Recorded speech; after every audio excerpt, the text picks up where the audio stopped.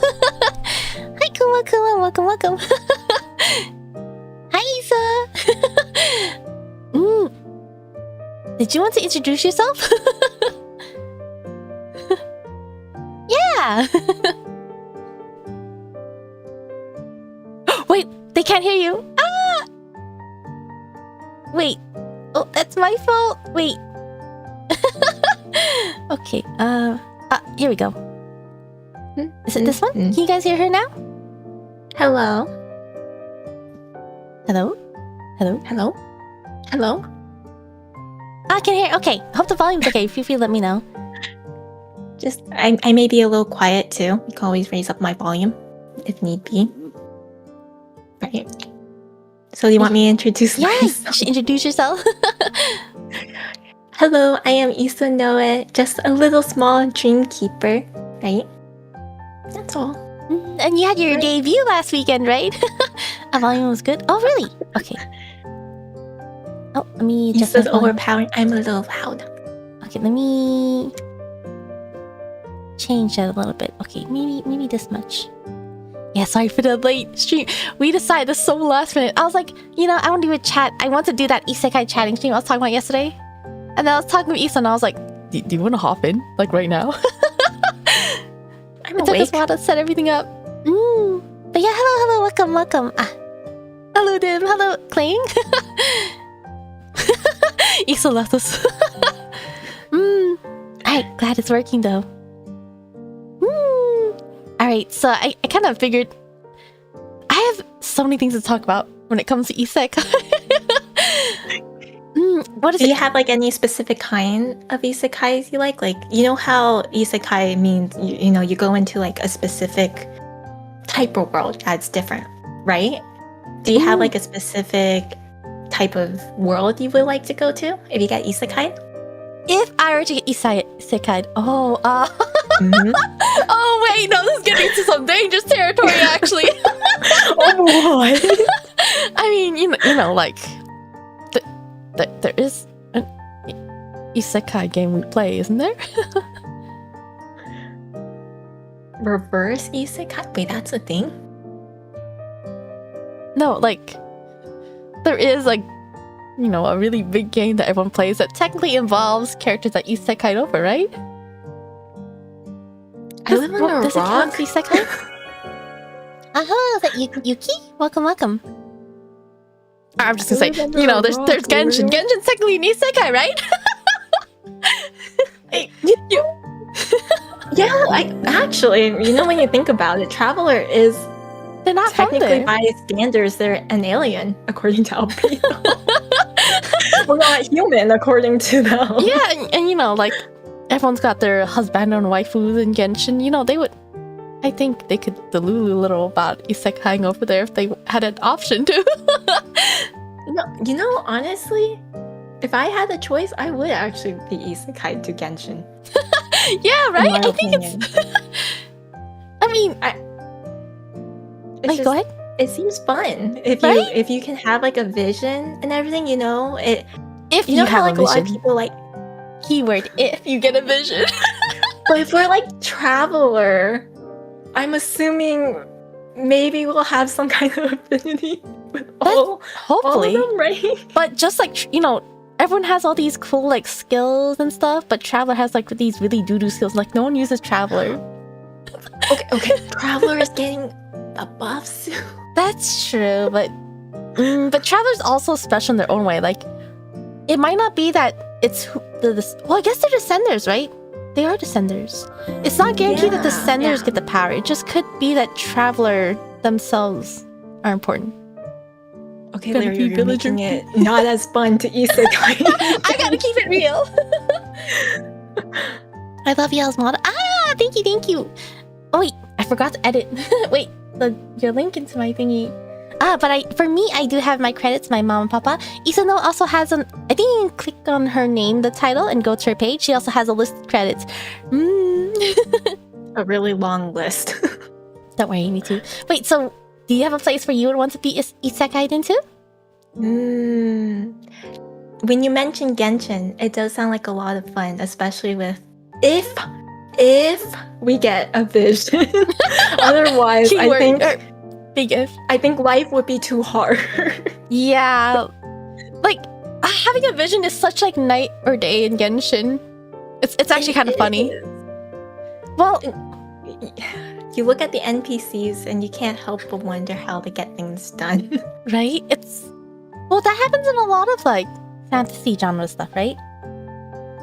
I mean, I feel like in some fantasy areas, there's like some fantasy worlds where everybody has some kind of power. You know what I mean? Like maybe that's not as strong as like the, main characters of that world.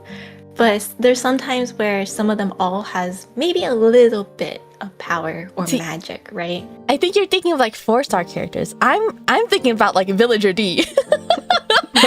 I'm thinking of Villager 2 when it comes to Genshin. But I guess like in some other isekai worlds, sometimes they'll have like just the background character can maybe shoot like a little water ball and that's it, compared to like a guy that can summon a storm, right? I mean, yeah, possibly. Thank you for the hydrate. Do you want to hydrate, do Isa? We can hydrate together. I have to hydrate too? Yeah. Okay. Okay.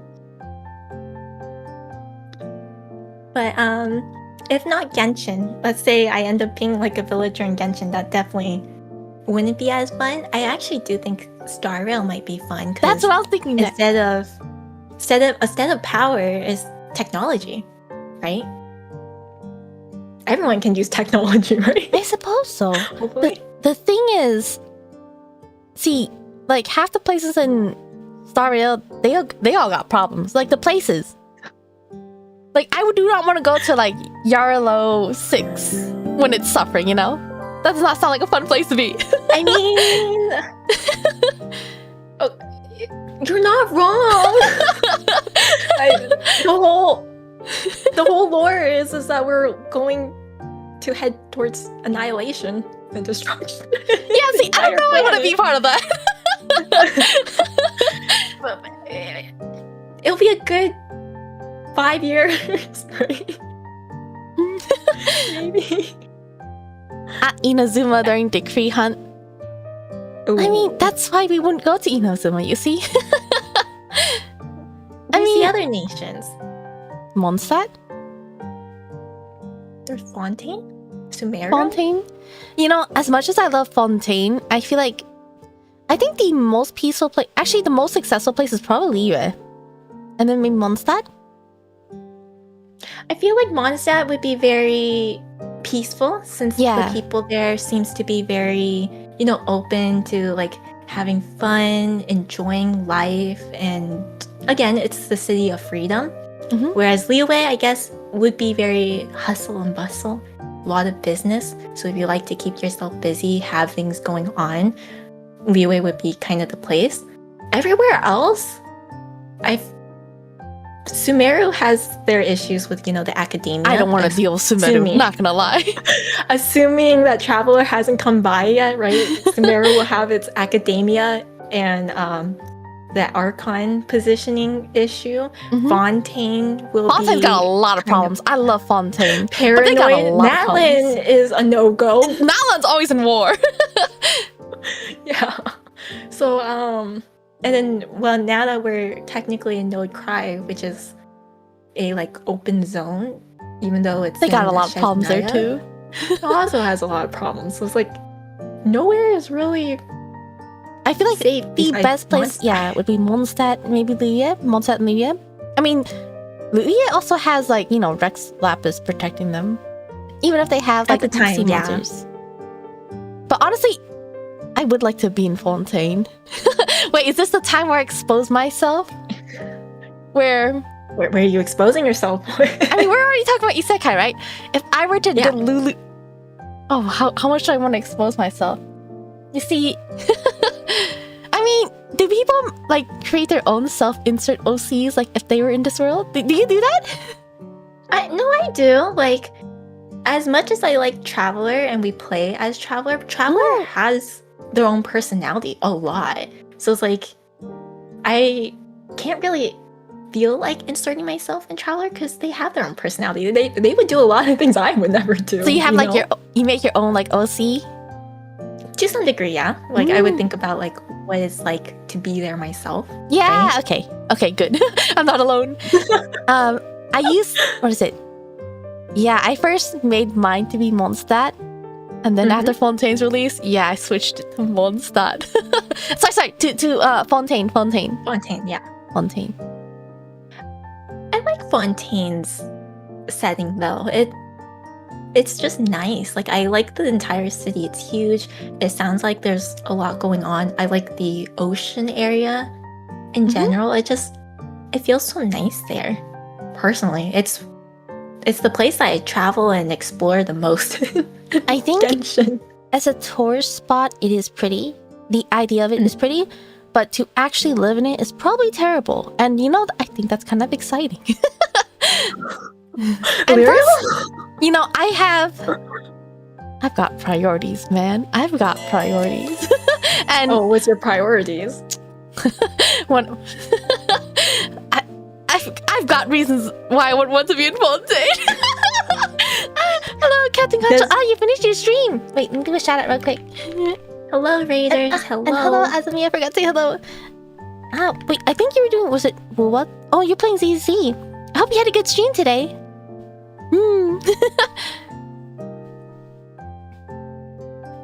So I have to ask, is your priority starts with an L? Perhaps. Does it end with a Y? Perhaps. That's all I need to know. Yeah, we don't need any more clues on that. Honestly, I can't blame you. I can't blame you. You're sidetracking. I think I saw you were like switching between categories, right? I hope you had a good stream. Yeah, thank you, Mini Raid. Welcome. We're just right now we're kind of chatting off the side, but the main topic is supposed to be about isekais. It just kind of turned into Genshin, since Genshin's kind of an isekai. Well, we were saying that if we were to get isekai into the world, I think both of us did agree that we enjoyed the idea of Genshin, the Genshin world at least, to bot. But yeah, if you need to do any after stream care, I know it's probably really late for you, right? Yeah, make sure to get some good rest if you need. Thank you again. Yeah, I think Teyvat is like one of the more peaceful areas, and I feel like it's also very friendly in general. Like it's safe for the most part. Oh, you know, food is actually a good idea. Food would be good. Yeah. Is there any... I think someone asked me this previously, but is there like a Genshin food that you would want to eat or try? Ooh. Have you seen videos of like people cooking some Genshin like food in real life? I've seen a few around, but I haven't actually watched any. It's like a lettuce wrap. The lettuce like parcel, the jade parcel from Lyriel that I would eat personally. I've seen quite a few people attempt to make it in real life, and it just looks good. But I'm no chef. Me neither. So like, I gotta run. Can't make that. Yeah, thank you again for your raid. Oh my gosh, are you gonna have enough sleep? I feel like this happened before too. I hope you can get some good sleep at least within the amount of hours you can get. Thank you again. Rest up. Jade parcel. Is that like it looks like a shumai but lettuce? Yeah, it's like a little lettuce wrap. I think they stuff a bunch of like mushrooms and meat inside of it. Oh, wrap it up with a string so it becomes like a little package. I think that's his name. I could be completely forgetting. That's like the purple. But I think Xiangling makes. Xiangling. Like it was one of the first things she made. Wait, so I think for one of her quests. Looks like story quests. That's right. You had to feed it to someone, right? Or was it Xiangling? No, you had to feed it to that person in Mondstadt, right? Xiangling is the one that makes it? Yeah. I think it came from Xiangling's quest, I think so. Correctly. Like when you first meet Xiangling, she's like technically in Mondstadt. Something like that. Something like that. It's been so long. I don't know if there's any particular food in Genshin that I would want to try. But yeah, I think food is actually a good incentive to like isekai somewhere. Well, I mean... That makes it sound like we're purposely trying to go to places to get isekai. Well, I'm sure a lot of people would love to get isekai to certain places. I mean, like, I know we're talking mostly about Genshin, but I feel like a lot of the isekai stories I've read, at least, or possibly watched, a lot of them ends up in a lot of these fantasy-like areas, very similar to Tibet anyways, where the people are, like, living more old-fashioned with, like, weapons, using magic, they have to fight, there's, like, kingdoms and all those things, so it's like, in my head, it's not much different, other than, I guess, the type of powers people can use. There's a couple of, that was it, isekai that I've been seeing and reading, where I guess the main topic of the isekai is about food, because they'll isekai to some place that has like the worst possible food ever. So when the main character makes the most basic meal, everyone goes crazy for it. Oh, I feel bad. Wait, have you seen those? No, I haven't. There's like, I know there's one that's like, there's like one or two that's kind of like washoku style. Well, I guess this one is not actually isekai. One of the one I was thinking of. I don't know. I know there's like a few. There's a lot of shows or like Korean dramas that would be like you go travel back in time. Would that be considered isekai? Because it's not your time so period. Like, I think, like, was it? I feel like that is considered. I feel like categorized. It's not actually. Wait, have you seen the one that like an ongoing anime right now called like the Fated Princess? Like Who Made Me a Princess? I feel like I heard its name, but actually I've not looked into it. It's based off the Korean. So I think the Japanese name is like the Fated Princess, but the original name is Who Made Me a Princess, which is a Korean manhwa. The anime was slightly different from the manhwa. The original manhwa, it's about a person in our like modern society. She isekais over to another world and she recognized it to be a world of a novel she read. But then she's like, you know, as the villainous character, so she's trying to change her fate. While the animation decides to change it so that she's not isekai, but as an infant, she gets all these like prophetic dreams that tell her future. So then from there, she tries to change her future. Wow, that's actually a really big change. Yeah, I was really surprised. I didn't see the reason for it yet, though. I was pretty far on the manhwa. I don't know if it's very far, but the animation's still like really early on. Now that you mentioned like manhwas, I do recall reading quite a few where very similarly there's like they get hit by a truck-kun or something happens to them, you know, in the modern world, and then they always end up transported to, like you said, a novel of sorts. Yeah, I feel like the ones that are targeted towards females tend to be like about novels, while the male ones are just a brand new isekai. That's what I've been seeing. Sorry, what were you saying? I feel like you and I have talked about one story. I'm trying to remember if it was you and I that talked about this, but it was about basically a girl who wrote her own story, her own novel. She ends up being isekai, but she did not become the main character that she initially wrote herself to be, but the villain, like, or the sister of the villain or something. Wait, that gets like killed off early. No, this is what it's reminding me of. Yeah, I mentioned that on my debut stream. That's the one that I was really excited about when that was airing, like the last season, or the one that just finished. That one's a fun one too. There's always those ones with a huge twist to it. You know, yeah. I mean, technically, I think being isekai'd into your own world does sound like fun, but imagine isekai'ing as the wrong character. Well, I think there's also like different genres of like, because there's isekais where you go as who you are yourself currently, or as your own person, or as an existing character. I feel like the ones where you transport as an existing character, like the one that already exists in the story, I believe that's called transmigration. kind of like, yeah, you migrate into like someone else already, essentially. I know there's somewhere like when you get isekai, instead of being who you are now, it's kind of like you restart life there, but is still you, technically. Okay, Because essentially you are reborn. I have a pet peeve. What I do not like. Okay, I have a lot of pet peeves about isekais. You know, I have a lot. So, you have isekais where people get hit by chakun, and then God comes and says, "Hey, you died," and the person's like, "Oh, okay," as if they had nothing in their life to care about, like as if they had no friends or families or any regrets. They just go like, "Okay, sure."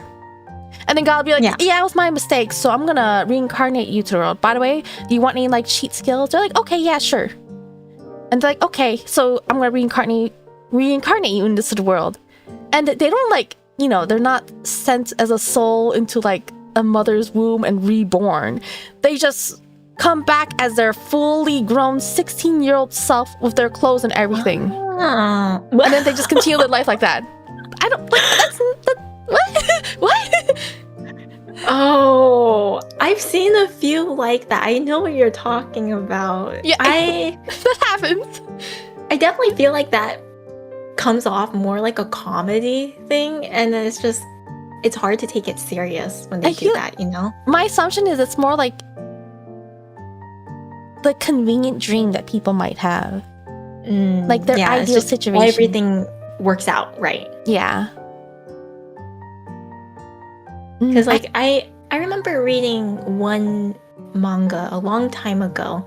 I don't even remember its name because I don't think it's continued, but it's essentially a girl gets isekai'd. I forget if she actually gets hit by truck-kun, but before she got isekai'd, she was having problems where she was essentially a NEET due to a lot of like social problems she was having with school. She no longer hung out with anybody. She was having a lot of regrets in her modern life. And so when she got isekai, she was actually reborn, but she kind of kept, I guess you can say, a lot of her memories. So even though she restarted as a kid and had like the personality of a kid growing up, she still remembered a lot of her past life and then actually kept the memories to some degree. Oh, I think that's fine. So like growing up, she kind of still like looks back and see like to her nothing has really changed. Like she still can't interact with people very well, and that's kind of like the kickstarts the entire story for her. Is like, I want to change. And yeah, it's like, I actually like those. Yeah, in that sense, it makes more sense. Yeah, I like those. Mm-hmm. Wait, those about isekai. Isekai's Japanese, transmigration Chinese, those about leveling game, go back in time, Korean. Actually, I've seen some transmigration as Korean, but it is true that I've seen it more commonly used in Chinese. That is true. And the go back in time, I do see most often in Korean. No, I think there's a lot of... Are there any? I feel like there's some in Japanese where they go back in time, right? I've seen some like where they somehow revert back to like younger versions. Oh, actually, they go back in time to restart things. Oh yeah, there's like the 7 loop one, and then there's like was it 7 loop? There was another one that was recently airing where something about Dragon Emperor. It was about some lady who was about to die and her time was reverted for her. Yeah, there's a couple of Japanese ones that also go back in time. Like the top 3 things that occurs in my head that I am not sure if it counts as isekai. I know one of them for sure counts as isekai is ReZero. That one's a legitimate, you actually go into like a whole new world. But then they also have that whole weird like time loop. Yeah, I really like it because it's like a save point. I thought that was so cute. And then the other 2 that I was thinking of the other one was like Re-Life. Do you know that? You eat the pill, right? And then, or that guy eats the pill and goes back to his high school life.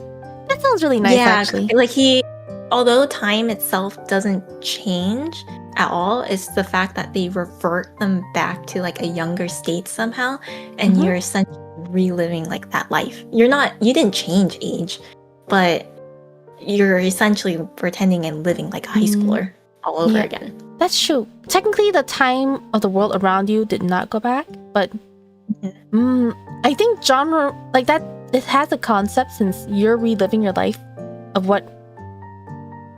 How do I say this? It's not what it could have been because it's with a bunch of different people. Yeah, and then the third one I was thinking of is Erased. That one's time. Going back in time. That one's not isekai, but it does have the concept of going back in time. I think, what is it? Oh, Villainous is isekai, but basically time travel most time. Yes, I feel like that is often the case. Villainous is... Most of them are isekais. Because it's about, like, you know, someone playing a game, and they isekai as the villainous, and it's like, oh no, I'm gonna be the exiled villainous. I have to do something. Or sometimes there's, like, ones where it's like, they transmigrate into the villainess right when she gets condemned. And she's like, okay, well, screw the prince. I'm gonna continue my future from here. And then they always, you know, if they were engaged to the second prince, maybe it's the first prince that comes pick them up. Or maybe a prince of a neighboring kingdom that's even bigger comes picking them up. I feel like it's always like the brother of the prince or like the best friend of the prince. Thinking about that's never so the messed prince. up. It's usually like that second main syndrome, you know, kind of thing. What is it? So I mentioned that this is one reason why I want to do the chatting stream. I recently watched this one isekai anime. It was titled... I don't remember the exact title, but it was something to do with like my stats as the assassin obviously exceeds the hero. Have you watched that one? That concept sounds familiar. The concept sounds very familiar. I didn't even realize I haven't watched it because I feel like that's such a common concept. It's like it sounds like an RPG where like if you level up, you know, you like update your stats and everything. That's what it sounds like, at least to me. So this is one of those ones where I guess like the characters are in a classroom, a high school classroom, and they all get summoned over to an isekai world. And, you know, there's the shady king and shady princess who are like, welcome heroes, or like, welcome people. The heroes is one of you guys. Come over here and show us your status. And then, you know, everyone has like a little status menu, and they're like, oh, your class and your rank, that stuff. And then, you know, there's always that one loner guy who like is secretly super OP but tries to hide. He doesn't want to get outed. He wants to stay his loner status. Well, because he also I mean, I don't know if you plan on watching it. I don't plan on saying. I feel like there's not that many spoilers. Maybe it's okay for me to share about it. I'm fine with spoilers, but if chat's not okay with it, then all right, that's a whole you guys might thing. need to close your ears then. But it's basically like he realizes something is sussy, so that's why he tries to hide. Let's see. Skip to a point where, you know, they realize that he knows they're sussy, so they try to trick him and get him exiled and killed. So he is now a loner on the run. Now he's living his dark, edgy life in the dungeon like all the edgy main characters do.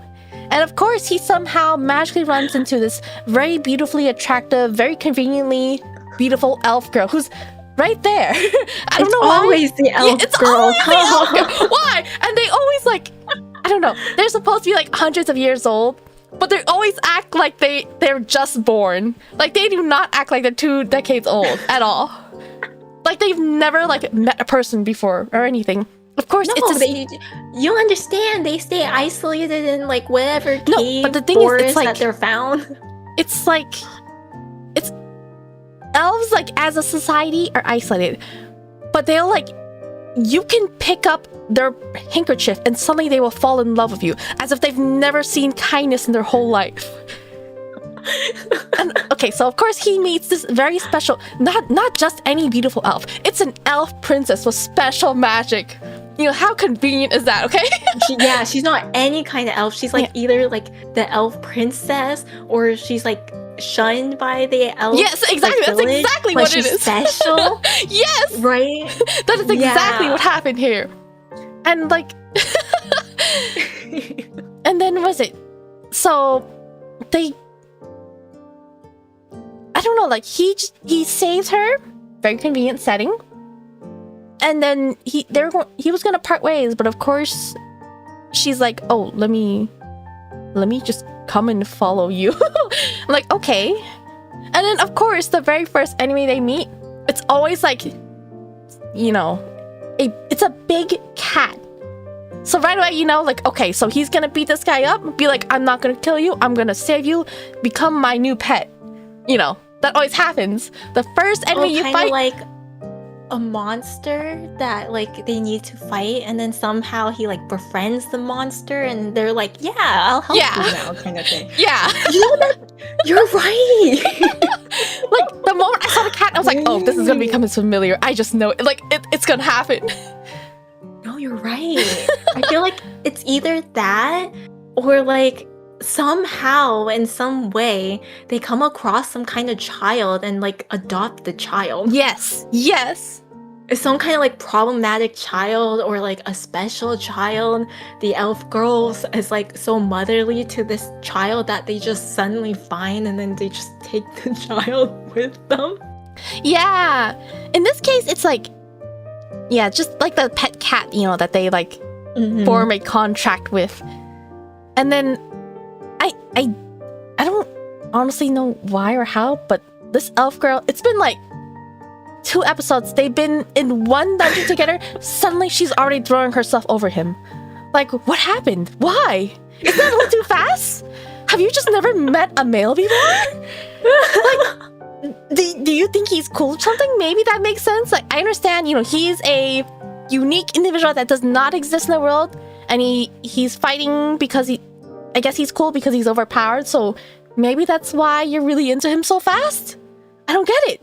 And she's already like, you know, trying to get in the same bed as him, like, huh. No, yo, you don't understand. Okay. Like, usually in some of these, I feel like in some of these stories, they try to make that convenient plot where it's like, oh, you know, because she's like some kind of magical being, some kind of like special entity of some sort, there's like a special bond between them. You know what I'm saying? Like there's something connecting them because he's not from this world and he's this cool, you know, super powerful guy, and because she's like the special princess of sorts, it's like, oh, there's some kind of bond between you guys that makes you guys more like connected to each other. Like, I feel like that's a common plot device they use too. I know what plot device you're talking about. I don't think it's a case here though, but I know what you're talking about. I think like I kind of understand why maybe the guy likes her, because, you know, he's usually like a very hidden person that no one pays attention to. So she's technically actually paying attention to him. So, you know, that kind of makes sense to me. But, wait. Sorry, I lost my train of thought. You're so angry that the elf girl suddenly likes like this hero guy. It's like, why did this happen so fast? I don't. Okay. Oh gosh, I had a train of thought, but where did it go? Oh man. Oh wait. Oh, wait. We're talking about delivery devices, about the special bond. I think I was gonna say something about that, but I couldn't remember. Oh, wait. Okay, I know it is. Okay, so the vibe it's giving me, like, I can understand if she thinks he's really cool, mysterious, and that's why she likes him. But you know what kind of vibe that's giving me? It's like, okay, so imagine there's this loner loser kid in your class that no one pays attention to. Okay, so he's just a dude, right? You don't pay attention to him. Now imagine... Just a dude, yeah. Imagine you suddenly find out he's this super hot vampire at night. Bam! Suddenly he's all mysterious and attractive. That's the vibe it's giving me. Like, she sees that this guy is like something special and fancy, and now she's suddenly super into him. That's the vibe it's giving me. Vampire, super hot guy. How did that come to? Sometimes you see that one, you know, popular girl who does not pay attention to this guy until she finds out he's like something special. Suddenly, she's getting like, ooh, woo, you know? I feel like that happens. So, I feel like putting me is a little different, but maybe you're right. To be fair, I guess it's like, maybe it's like one of those things where it's like, you know how when you first look at a person, maybe it's like that first time vibe. You're sometimes like, I don't feel anything about you. Like, I don't know if I would get along with you. I don't know if I would really even talk to you kind of person. It's like, I'm not sure what kind of vibe you have.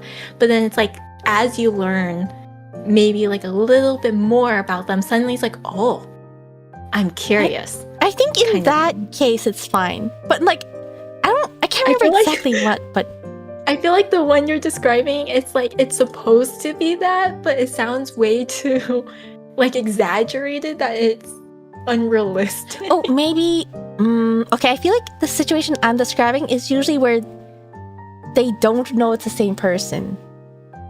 In most cases? Like, okay, I guess one example I can think of, but it's not quite the same example because they don't actually know the same person. But have you ever heard of this super ancient anime called The Angel? I do.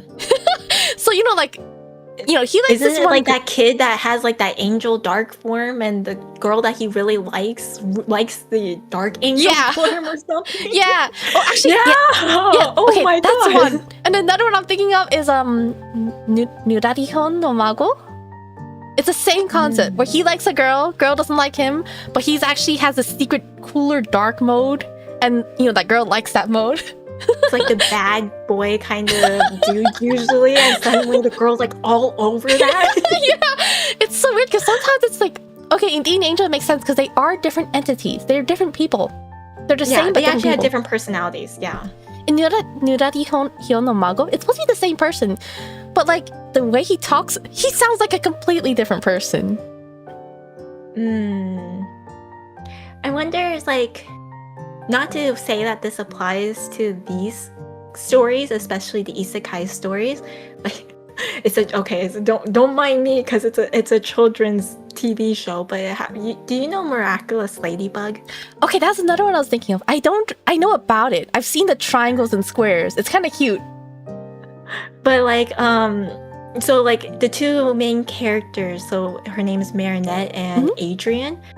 I guess you can say like their personalities when they are just Marinette and Adrian are very like shy, more like subtle. One of them is super clumsy kind of thing. But then the minute that they put on like the superhero mask, it's like they're suddenly so different. Like one of them is like super catty and sassy, kind of flirtatious, which is completely different from his like super shy self. And then the other one who's super clumsy, very like overthinking. Is she like super cool? She's more confident, more decisive, and very creative. Not that she isn't, because she always had a creative side. But she's more confident. confident. It's kind of like, yeah, it's kind of like now that they're this different persona, they're hiding themselves, they're more confident. So they act different.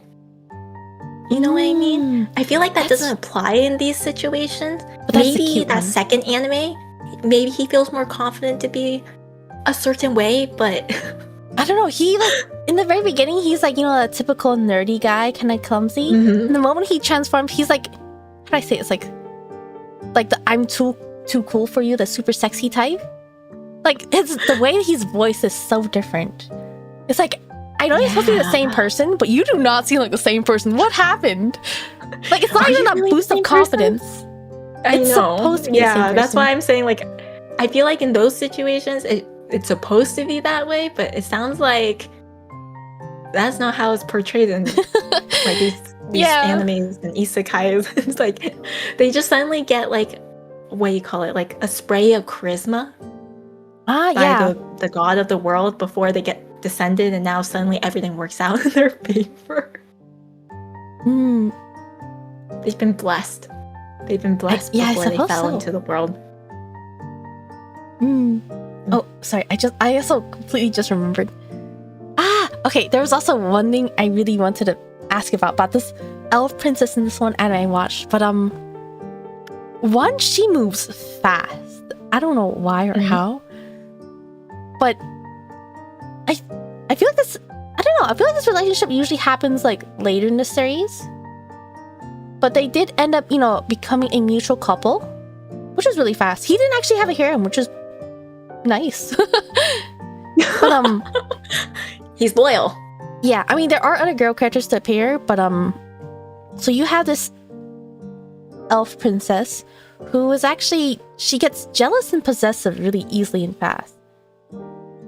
And I'm like, do people like this? Because to me, I think she's scary, actually.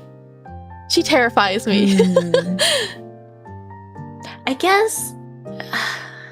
I mean, I feel like for some people, they like the crazy, the crazy. I don't know if I would call her sometimes. crazy, but you're right. People do have a lot of like. I also feel like it. You know, like a lot of the jealous, possessive types, if they're not going too far in what they're feeling, some people sometimes, in an odd sense, take it as like a compliment in a weird way, because it's like, oh, you really want me, kind of thing, and it makes them feel good about themselves. It seems like which is not always a bad thing, but it's like it's not always good either. Yeah, I think they like it when people are jealous because then they feel desired. I feel like, this goes into another issue I go on rants about, but this enters the harem territory. Oh. Because, when now they've got a ton of people who are wanting them, so now they feel, they like it because they feel desired. And needless to say, I am not a fan of it because, I don't know, like, imagine, let's say you have to hook up with 6 different girls. And I don't know, like, I don't see the appeal at all, personally. When my friend was arguing, like, why wouldn't I see the appeal? Because, you're just spending time with them. That's fun. But for me, I don't know. If I had to go to, like, a different date, because you know how, like, in a lot of dating games, you go to the amusement park with this person, you go to the aquarium with this person, you go to, watch movies. Like, rather than doing that with, like, 6 different people, why wouldn't I just want to do it all with one person? Like, isn't it about the person you're making memories with, not the activity and a random cute person that you're not that close with? I guess for some people, it like how, like window shopping. Window some people like variety. Like they like, sometimes they like looking at their options. But I also guess like there are some people, maybe they're also sometimes like unsure of themselves. Let's imagine you're not used to having like all these people wanting you, right? And then suddenly 6 people want you. Guy, girl, alien, doesn't matter. It's kind of like, oh, now if you who has like never had another person interested in them, suddenly it's interested, you might not know what you like per se, and it's just you going along, and to you who's now doing all these like new things, it seems fun, right? So maybe they're more interested in like, oh, this is something new. And then it's interesting because now you're hanging out with a bunch of different people, so you get a bunch of new experience. Then maybe down the road, they'll be like, yeah, I like one person a little bit more than the others. Like, I like hanging out with this person more than the others. Or they could be completely scared of commitment and be like, no, I like hanging out with all of you. Oh, the I love everybody round. You know what I mean? Like, I don't want to hurt anybody. Okay. I like all of you. So if you're in a situation where like 6 or 7 guy girls or aliens like you, oh god, is that what you do? What would you do? How would you approach this? You might be asking the wrong person. I think for me, I get tired very, very quickly, very easily. So like in my opinion, attending, like the first thing that came into my mind the minute you said harem is back in my anthropology days. I had a professor, okay? I think he was a good professor. But one of the things he talked about was like the people who had like poly marriages. And it's like part of their culture. And he always talks about, he's like, I feel bad for the husband. And a lot of people would be like, why would you feel bad? He has like a bunch of wives, and isn't that great? How many are alive? Like, no, like imagine, like let's say all of them are alive, okay? No, but he was saying that. Oh, sorry. Go ahead. Essentially he was saying like, oh, but if you're the husband, imagine having to take care of like 5 girls and they're all moody. Or what happens if these girls don't get along with each other? Okay, what happens if you get into a fight with one? Yeah, my assumption, I don't know, because I had read some stories on it. In most cases, I feel like they tend to not work out. It is nice when they do get along, but I feel like, and then I know there's usually like a hierarchy. I feel like there's it is a usually message. a hierarchy. Like, do you know imperial harems, like the royal harem? They're like, the emperor's busy. He has to work on whatever the country is, and these concubines, they're all out for each other's lives. There's always drama on top of drama. There's always, I kid you not, you're describing like probably half of the Chinese Asian, or more. Like, I feel like more. I love that stuff. I played mobile games like that, okay? And I aimed for Emperor's position. I made sure to like stomp all the people. Wait, what? Who said that? Oh my god. Part of the game, it's part of what it is. I'm sorry. Yeah, like definitely I feel like to make it work, there's usually some kind of hierarchy where one is quote unquote the more important wife or husband, whatever situation it would be. There's one more important than the other, but then it always causes issues because then like the ones, let's say the ones below really loves the husband or wife, right? And they're like, no, I love them more than the first top tier. Girls fighting. And then they fight. Well, I think, or they sabotage each other. Because I know in imperial harems, they're usually an arranged marriage based on like their family. So that just makes sense. Because sometimes, the emperor will have like a favorite mistress, but she's not from a good family. Yeah. But for like in other situations, I feel like in other situations, to my knowledge, it's usually based on like hierarchy, based on like who's the first wife, the second wife, third wife. At least from some things that I've read. Oh, and also we gotta hydrate. Oh yeah, I see the hydrate. Thank you, hydrate. I'm sorry, I see so many comments and I do want to reply to them, but wait, so how would you approach this harem situation?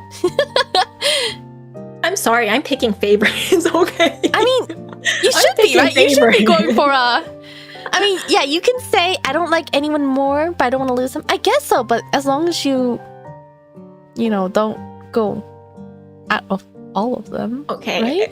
Right? When we talk about these harem situations, are we talking about the stereotypical, like, dating sims where all the guys won't let you choose only one?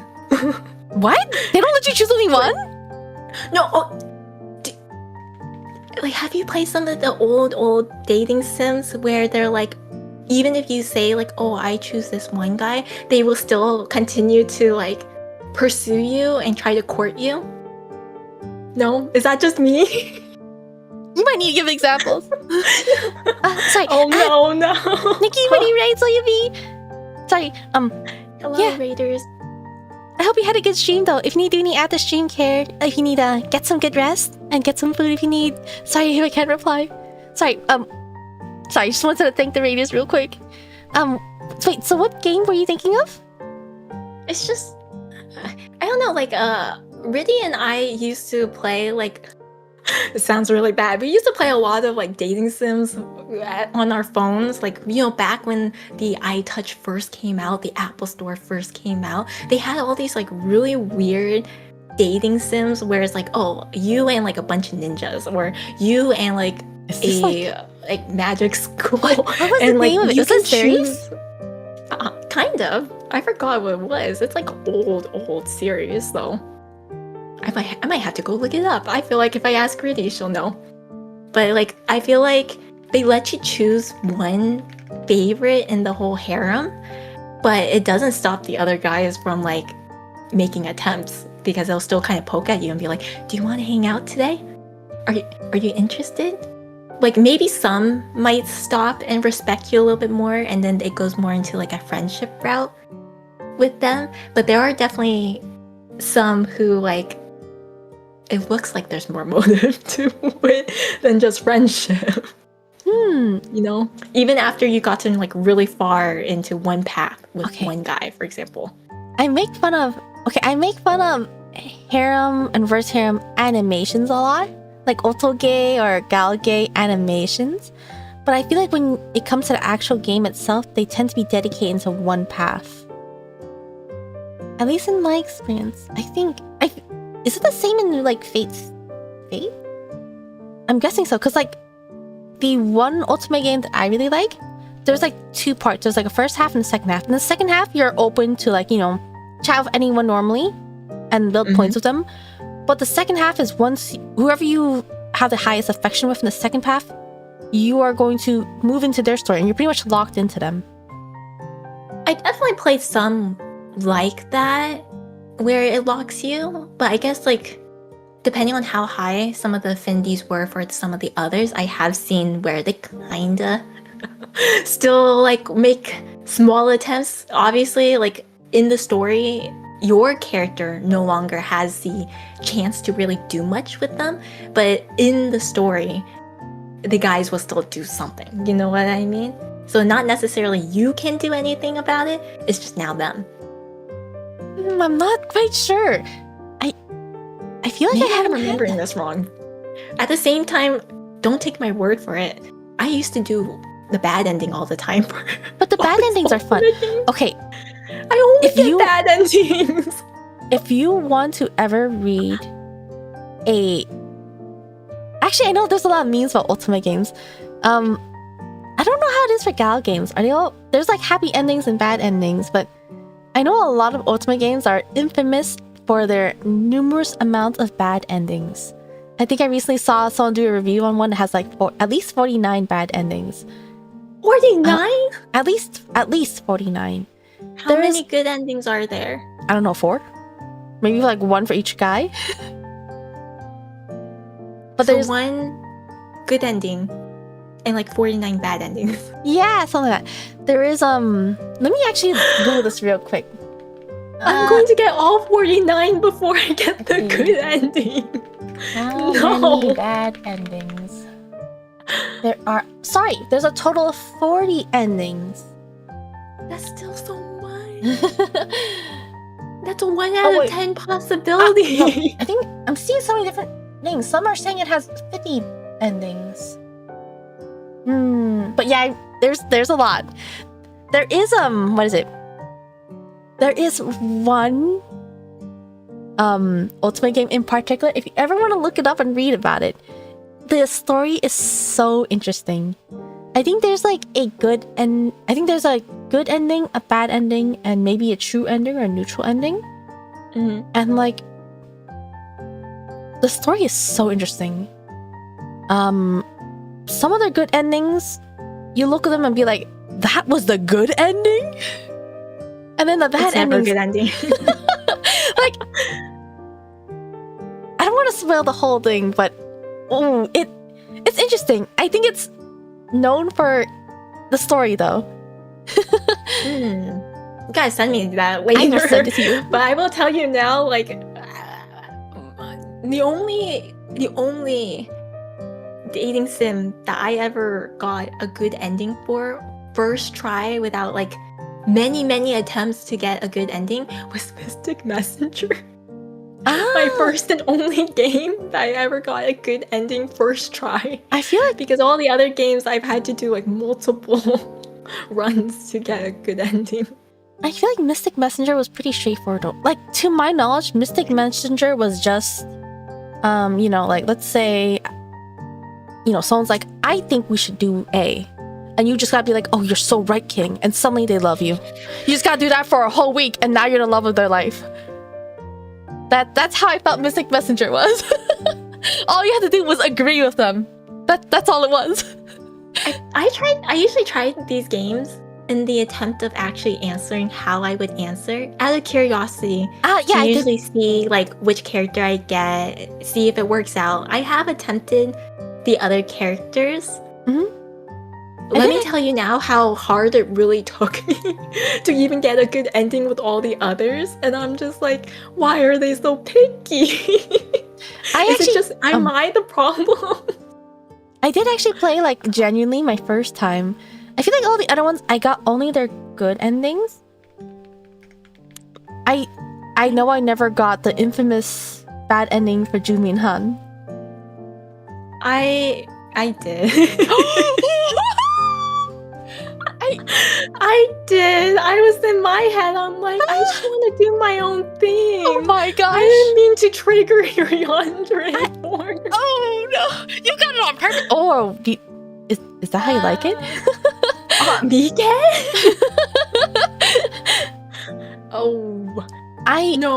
I thought in my head, I'm like, I just want to do my own thing. I'm trying to live my best life here. Oh right, Seidon has a route. I haven't played it. I didn't have enough hourglass. I haven't played V either. Yeah, like, I got 707 my very first run, only to learn that you can't do his route. Huh? Yeah, like you can't do his run first, right? No, like when I first played, you know how you didn't have to pay if you did the first play, but then you can't get Jumin's or 707 story?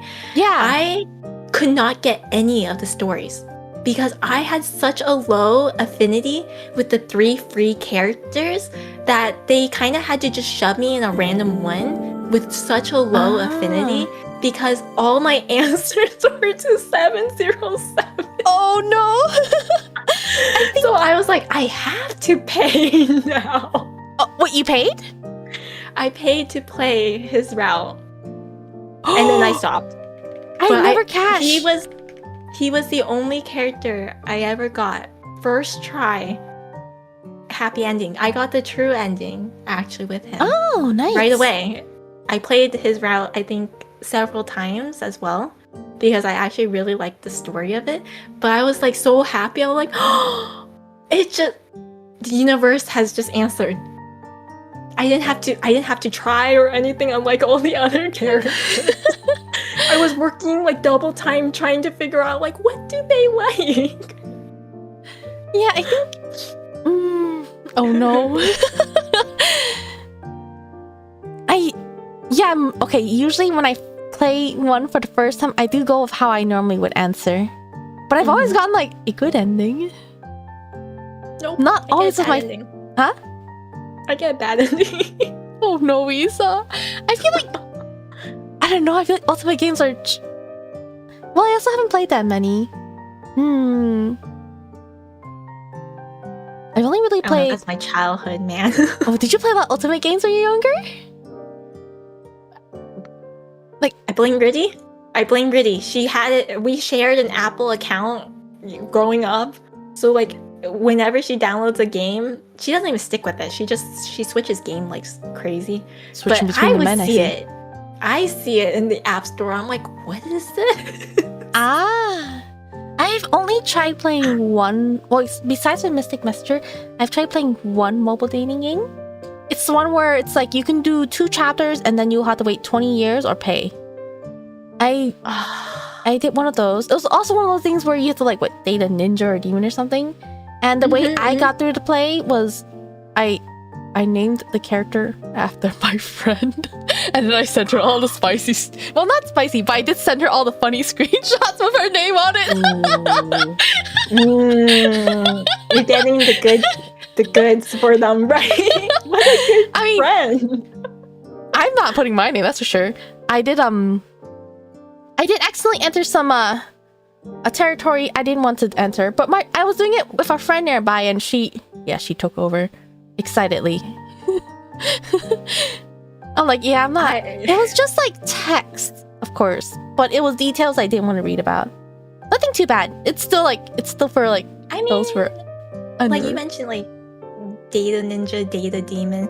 Those things after you get pretty deep into a path of one of the characters, it does get into like not a CGI, but like like a big CG image. CG. Yeah, CG. Yeah. And then it's like, I just put away the phone afterwards. I'm like, I'm done. What kind of CGs are you seeing? Whoa. Not ones I was hoping for. I mean, I was just talking about like a text scene, but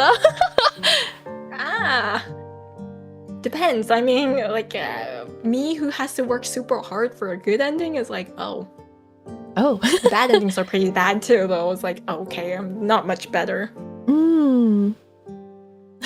Oops, I just realized we derailed the top from isekai to like Ultimate games. I was about to talk more about the Ultimate games end up having like isekai. That's true. I get actually. Oh, go ahead. I was just gonna say, like, it kind of feels like an isekai for you because now it's you entering. That's true. There's whole different world, right? That means the ones I like are like separate characters of their own, though. But I do like. Okay, for me, there's like characters I like with the main character, and then there's characters I personally like. But you never answered what you do with the harem, though. Oh, I said I would choose favorites. I would definitely choose a favorite. I can't hang out with all of them. That's too much work. I think I was telling you like the story with the anthropology teacher, how he was saying like that's a lot of work for the guy who has like 3 wives. Imagine taking care of all 3 of them at once. I can't do that. I know I can't. I can barely take care of one. No, I'm choosing favorite. There's no harem in this plural, right? You're saying plural. I'm choosing one. Okay. Yeah, for me, if I was in that situation, my answer is no. What do you mean? No. If there's like 6 or 7 people there, no. If there is one that I am fond of, then okay. But otherwise, no. No. I'm not exploring options or anything. It's just no. I mean, I feel like in those harem games, to begin with, it's just they kind of throw themselves at you. So it's like you end up just spending a lot of time with them. Like I'm thinking of like the isekais where again the guy suddenly have like this group of girls and they all are trying to win his like attention in some way. You end up spending a lot of time with each of them because they kind of throw themselves at you. You know what I mean? So I feel like oh gosh, what is it? It reminds me of I can't think of it. But it reminds me of like characters or that have like a natural repellent or just really good at dodging everything. And they're just like casually evading all their attempts. You mean a super like oblivious guy or no, like they actively like thought like do you know that one scene where in Naruto where Rock Lee's like blowing kisses at Sakura and she's like dodging all of them? Yeah, like those type of evasive maneuvers. Oh man. But I mean, you can also like, you know, I think getting to know them as friends is okay, but like with the intention of dating, no. Okay, I definitely don't think with the intention of dating. Usually that's not the first thing that occurs in my head. Oh, I thought we were talking with the assumption that they're throwing themselves at you, like with that intention. I mean, that's probably their intention. I think at that point, I mean, it feels bad to avoid people like the plague, but evasive maneuvers. There's nothing wrong with avoiding people with the plague. It happens. Okay, this actually reminds me of this is not isekai. We're going off topic now. I'm sorry. But this reminds me of nisekoi. Have you seen nisekoi? I have. It's like the mafia girl and then the like yakuza guy. Yeah, how far did you get there? I stopped a long time ago, but there was some kind of girl you remember? Twist. Hello. Rayer. I don't remember. That is a good question. I don't know how to describe it. I just remember there's a whole plot twist with like a necklace, and it actually ends up being the girl with the bow. I think you're farther than I am. So, okay, so I thought the very beginning was okay. So you have, you have Chitose, you have the blonde girl, and then you have the brown-haired girl. The initial assumption is that he likes the brown-haired girl, but he's like engaged and probably the blonde girl's probably the promised girl. Yeah. I thought that was a cute concept. I think that's fine. And then they brought a third girl. Was it like the butler, the servant? The servant. She was kind of cute, but we all know she's not winning. We all know that. She is there, she does not need to be there. She doesn't have a chance. It's the second lead syndrome. That's what they call it. I mean, yeah, I guess so. And then they brought like the fourth girl. And it's they're like, oh yeah, I'm actually the promised girl. Yeah, the orange-haired girl. Yeah, I do remember that one. Yeah. She's really cute, but honestly, I was like, what's the point? What is the point? You did not need all these extra characters. We all know they're not gonna be the promised girl. They're so extra. He doesn't even like them. You don't need to keep bringing in more girls saying, actually, I'm the promised girl. No, but they keep giving them moments nonetheless, and it's like the cute ship baiting kind of moment. But you could have those moments with the first one of either two of the main girls. You don't need to make a new girl for it. You can just keep it to the first two girls. Right. Although everyone else afterwards does not stand a chance. In fact, I don't even know the last two girls. I've never seen the last girl, actually. I don't know what the last girls. I only know those 4 that you're talking about. So if there's more, then I don't know. Yeah, I heard there's a total of 6 of them. I think one of them is like a teacher. There's 6? Yes, there's a total of 6 of them. And clearly, no one past the first 2 girls matter. Let's be so honest. No one past the first 2 matter. Apparently not. I guess, okay, that's true. They are for the fans, I guess. But at that point, it's more for the fans. Yeah, because I know someone mentioned that, I guess they make arcs and other characters to appeal to the audience, but story-wise, it bothers me. I think I feel like that does tie into isekais a little bit more, because what they're doing there, I feel like a lot of isekais end up with the harem style, and it is kind of like they try to have the main hero have moments each with one of these characters, and it ends up being honestly more for the fans more than the story. That is true. It bothers me. I guess because for me, even though I like to fantasize about being in that world myself, I think the story matters a lot. I focus on the story. No, I agree. It bothers me. I can tell. It's anyways. So what kind of isekais do you like?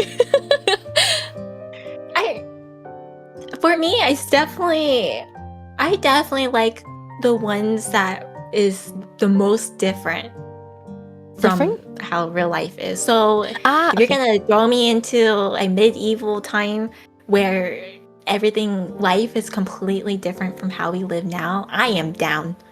If it's one where I'm gonna get eaten by a dragon, I am down. Nice. There's magic and witches and wizards let's and go. orcs. So, okay, I am down too. I'll fight a bunch of stuff too.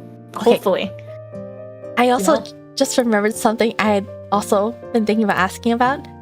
But between an isekai where you transport to a different world versus an MMORPG world, which do you prefer? If you were elaborate what you mean by MMO? RPG world. Imagine it's either use isekai by yourself, or I guess maybe with a class, to a fantasy world, or let's say you're playing an MMORPG game that becomes a reality, kind of like Log Horizon. Which would you prefer? The first thing that occurred in my head is Sword Art Online. Yeah, Sword Art also counts. So it's instead of me being there in person, it's me being there as another person, but it's still me. I know. I think it's technically still you. How do I describe it? I guess but what I'm thinking of is, would you like to?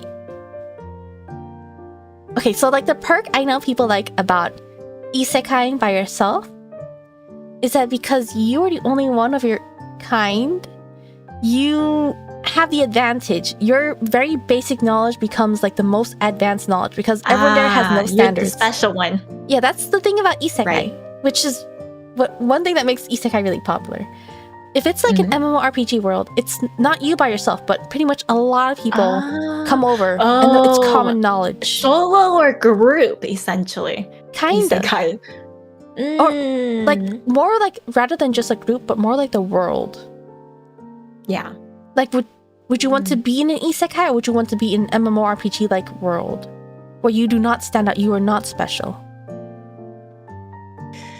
Not quite like Overlord. I feel like he's technically by himself. Personally, sounds funny because we stream. It sounds funny because we stream, but I personally would like the MMO version. I personally feel like if it's just me being isekai, okay, just me, that means like I'm the only one that has this knowledge. I'm the only one that might have like these weird special abilities because I'm weird, I'm different, I'm not from there. I feel like that would attract a lot of attention. And that's, at least for me, I kind of get overwhelmed by that attention, especially because the first thought process that occurs in my head is, what kind of intentions do you have for me? I'm assuming not very good intentions.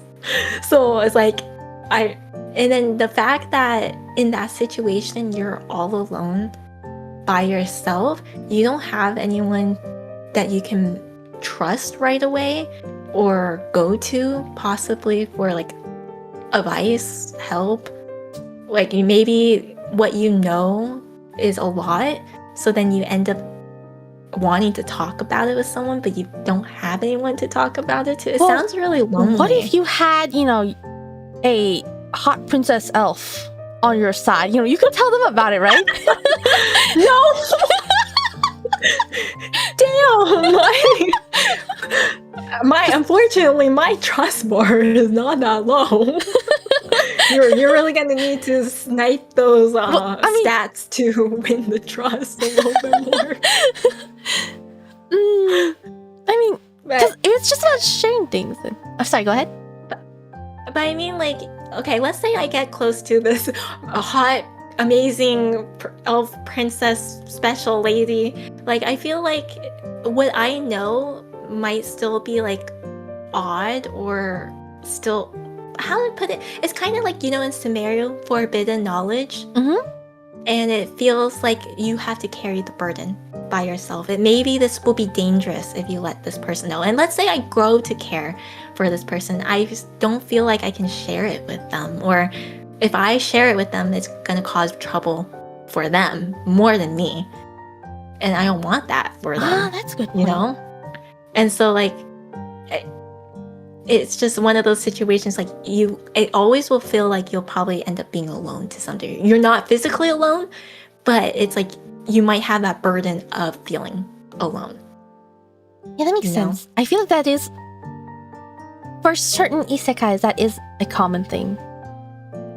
I mean, I guess some people might like that because again, it makes them feel very special. Like everyone's lives are on my shoulder. It's up to me kind of situation. You make a campfire and suddenly you're like the smartest guy in the world.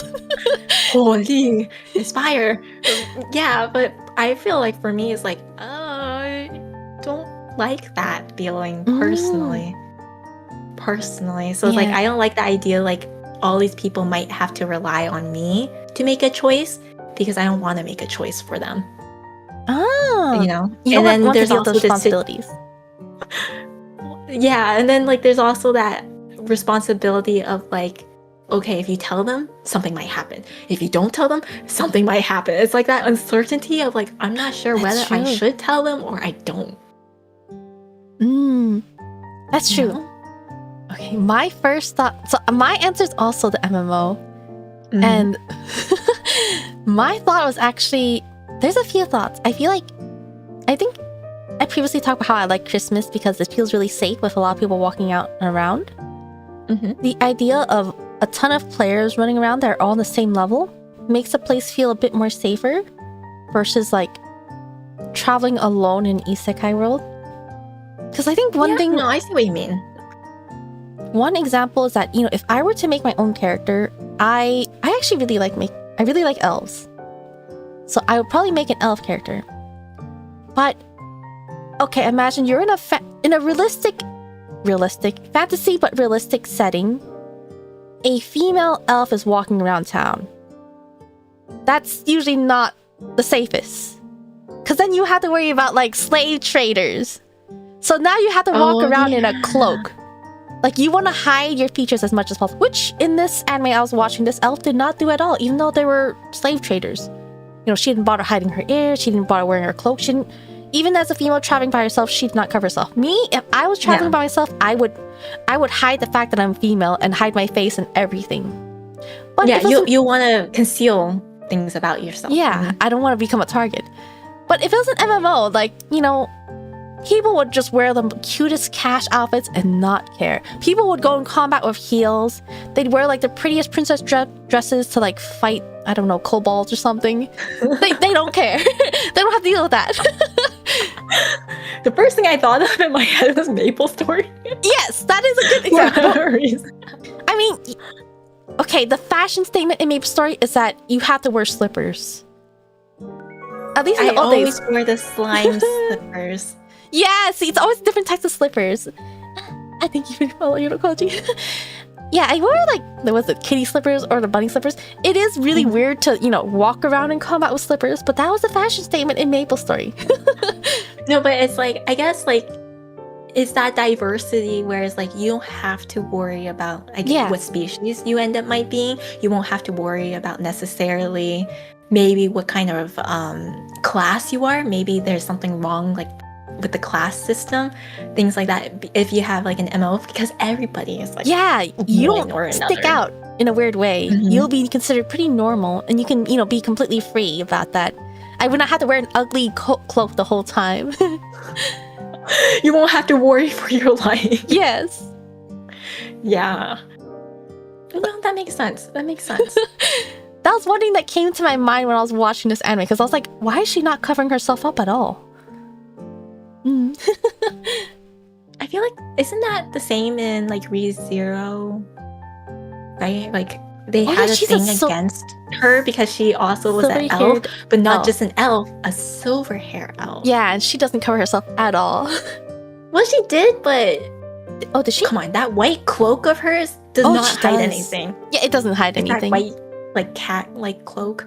That thing, if anything, that cloak brings more attention. It does. It's so white. It stands out with the little cat ears and everything. It's like everyone's gonna stare at that, no? Yeah. At least I was. I think it's cute, but you're right. She did not put in much effort into hiding the fact that she had silver hair as an elf too, half elf. Like that was one thing that came to my mind. Let's see. Oh yeah, slavery does seem to be a very common issue. Well, I mean, okay, maybe about a third of the isekai ones, they always get like an elf slave, a cat girl slave. So always something along those lines, right? There's always some kind. I feel like because, like, I think I was mentioning it in the beginning as well. Like, I feel like a lot of isekais, you get thrown into like a fantasy world that's kind of like medieval age, kind of older fashion style, and because of that, it's always those topics also are very old-fashioned, and it always comes up over and over again. But why does it have to be slaves? Can you not get a girl without forcing her? Like, it's a convenient plot device. It's terrible. That's terrible. Because like you get to be the shining knight who rescues the girl from captivity. You know? No, it's you not even offer about, them safety. It's not even about It's not even about saving the girl. Half the time, they are still slaves with the person. I know. That's not saving them. And sometimes they'll be like, "Oh, I'll free you," and they'll be like, "No, keep my slave collar on. This is my sign of loyalty." Like, you guys can be in love without being freaky, okay? You don't gotta do this.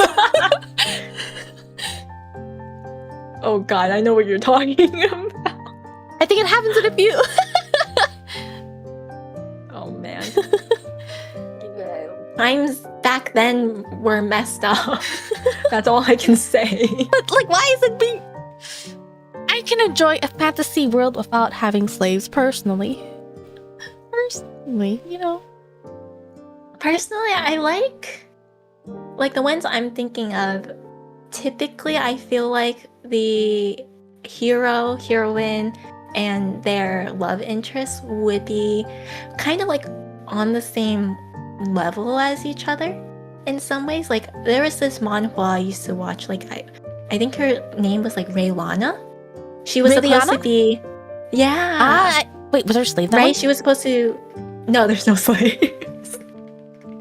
But it was like she was like a daughter of a pretty decently powered family. She was supposed to be offed early because she. I read the whole thing. Novel.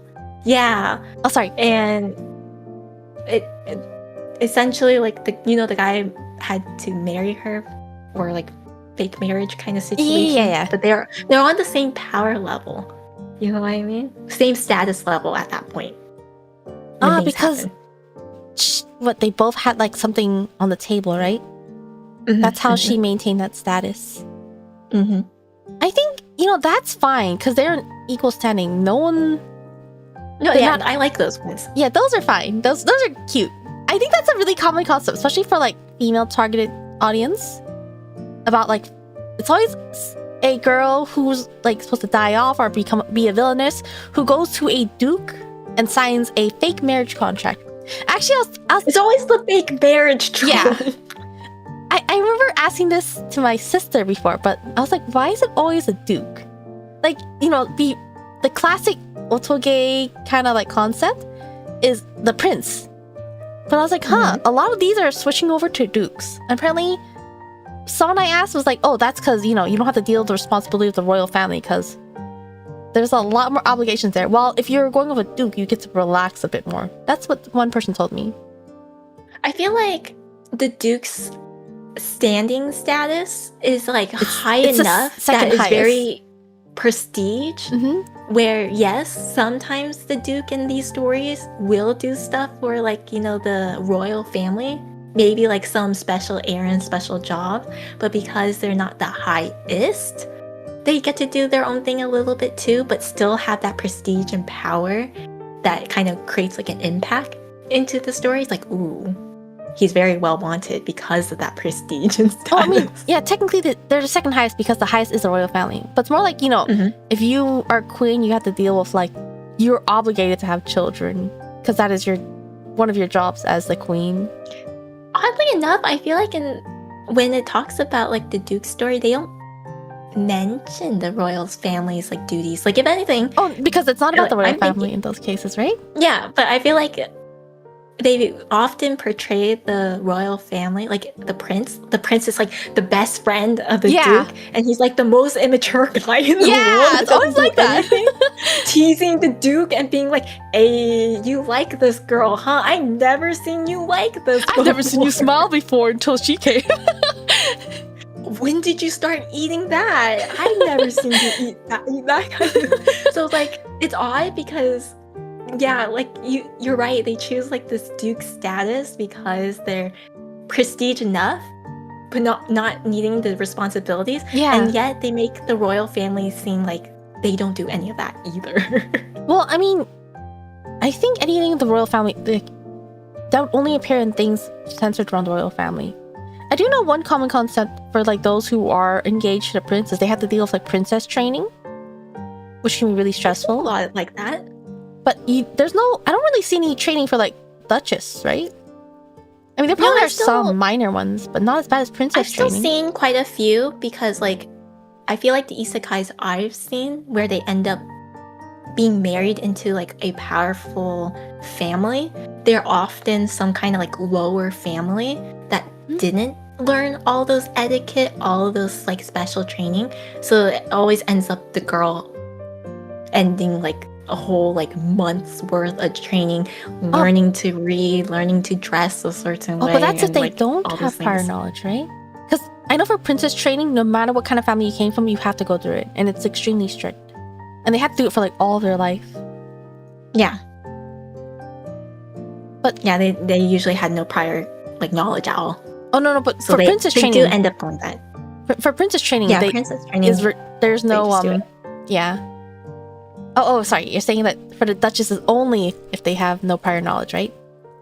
Most of the ones I've seen, they don't have prior knowledge. Like very rarely I've seen an isekai where they're often already in a high enough family or powerful enough family where they have already a proper education. So it always feels like they already have to do quote unquote like the princess training because they often come from like a lower family of sorts in these stories. No, because like a noble lady's upbringing is completely different from princess training. Like the princess training is way more strict. I think like in those cases where it's like, I don't know, let's say a count's daughter or a baron's daughter who receives education, that's probably more like in those cases it's more like it was the illegitimate child that the baron picked up only after she was like already like a teenager. Yeah. But otherwise, if they were raised with their family from the start, they usually don't have to do that extra education. So it's more like a catch-up course. Yeah, something like that. Yeah, but that one's like, But it can be crammed. While princess education is something they have to do as a child all the way up until they actually get married. And it's extremely strict. yeah, I guess what I was saying is kind of like they make them do this training to catch up, and it feels like, oh, yeah, there's always some kind of like training course. If not the princess training, it's like, oh, you have to do this catch-up training anyways. So it's like they always have this weird period where the heroine is like in some kind of training situation. I actually don't see many where they have to deal with that training. Really? Yeah. What am I reading? Because most of the ones I'm reading are about, they're already nobles. So they don't have that extra training to deal with. It's only like if there's, let's say, if it's like a villainous story. So if she's a villainess, that means there's going to be like a heroine who's like, you know, the illegitimate child that's picked up by a low-ranked noble after she was already a teenager. And then you'll see the heroine go through the training, but that's about it. It only like just very lightly covers over it. I've seen some villainous ones where they show maybe not as intensive training as you would if you were the heroine that actually got picked up by the legitimate father situation thing. But then you still see the villainous kind of go through some of it. I guess it depends, especially if you see them like during their childhood age, then you kind of see them go through the whole princess training situation. I feel like in that case, it's more like just a regular upbringing. Like noble lady education is different from princess training. Is how I see it. Okay. Because I think there's actually one anime that aired last season or 2 seasons ago, very specifically about. Let's see. There's this noble lady who caught the eye of a prince. Okay. So they were engaged, and she had to go through princess training, and she absolutely hates it. She wants a divorce solely to avoid the princess training. Like she's constantly trying to find other girls to take her place because she hates princess training. And then the prince wanted her to get jealous, so he tried to do the whole thing where it's like, I'm gonna marry this girl instead. And the girl was like, what? She said yes. She was like, thank God, please take good care of him. I'm out of here. And the girl who was taken over, she gave up after a day. She's like, I'm not dealing with that princess training. I'm out of here. Come take back the position again. I don't want it. Like they did not. That feels kind of bad. Because it feels kind of bad. They don't love the guy enough to go through this training. Well, the first girl didn't really have any feelings for him. The second girl, I'm guessing she was just after power. I didn't get to finish watching it though. But apparently the prince was actually like really, really into like the first girl. She just hated the training. Like that. Yeah. I feel bad for the prince. Imagine being rejected purely because of the training. That is indeed tough. I think the only other times I see people mention princess training is like if, let's say, a noble lady was engaged to a prince since very young, has to go through all the princess training, and then the heroine comes over, swoops the prince, and now it's kind of like the previous lady did all the training for nothing. And I know in some stories it's also kind of like it, especially for villainous ones, it shows like everyone's contempt for like the transmigrated isekai heroine, because she doesn't know anything in how to govern, while like the previous fiance has all the education necessary. So you look at the new heroine as if she's like really ignorant. She's like at that disadvantage because of that. Actually, I think one manhwa I really liked.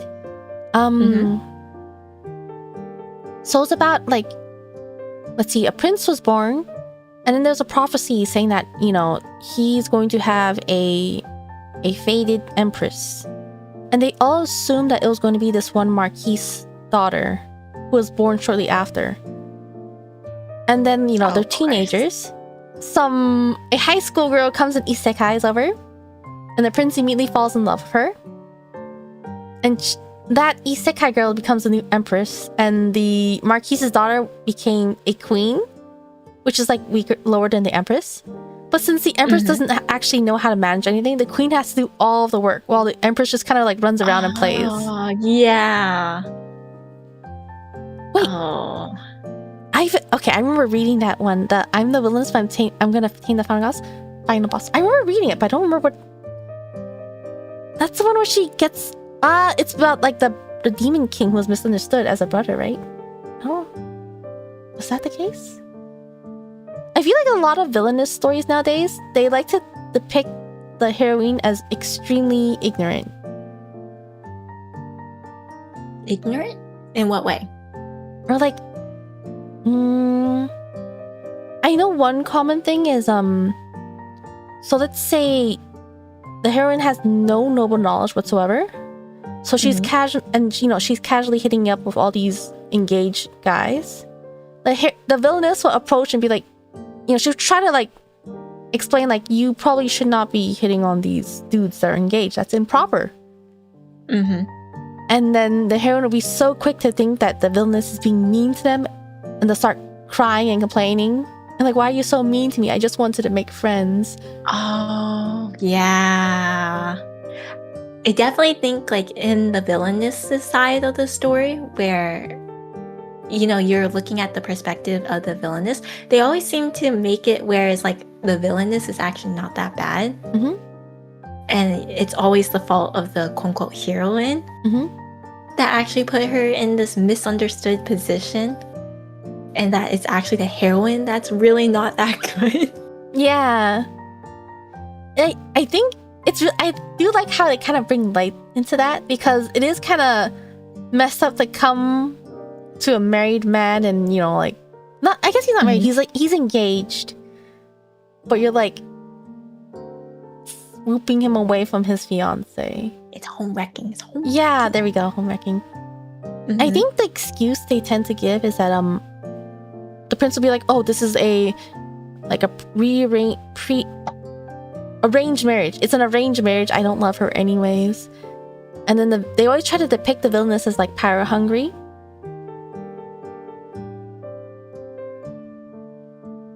Yeah, they do. or just really jealous, I suppose. Maybe because of a pride thing.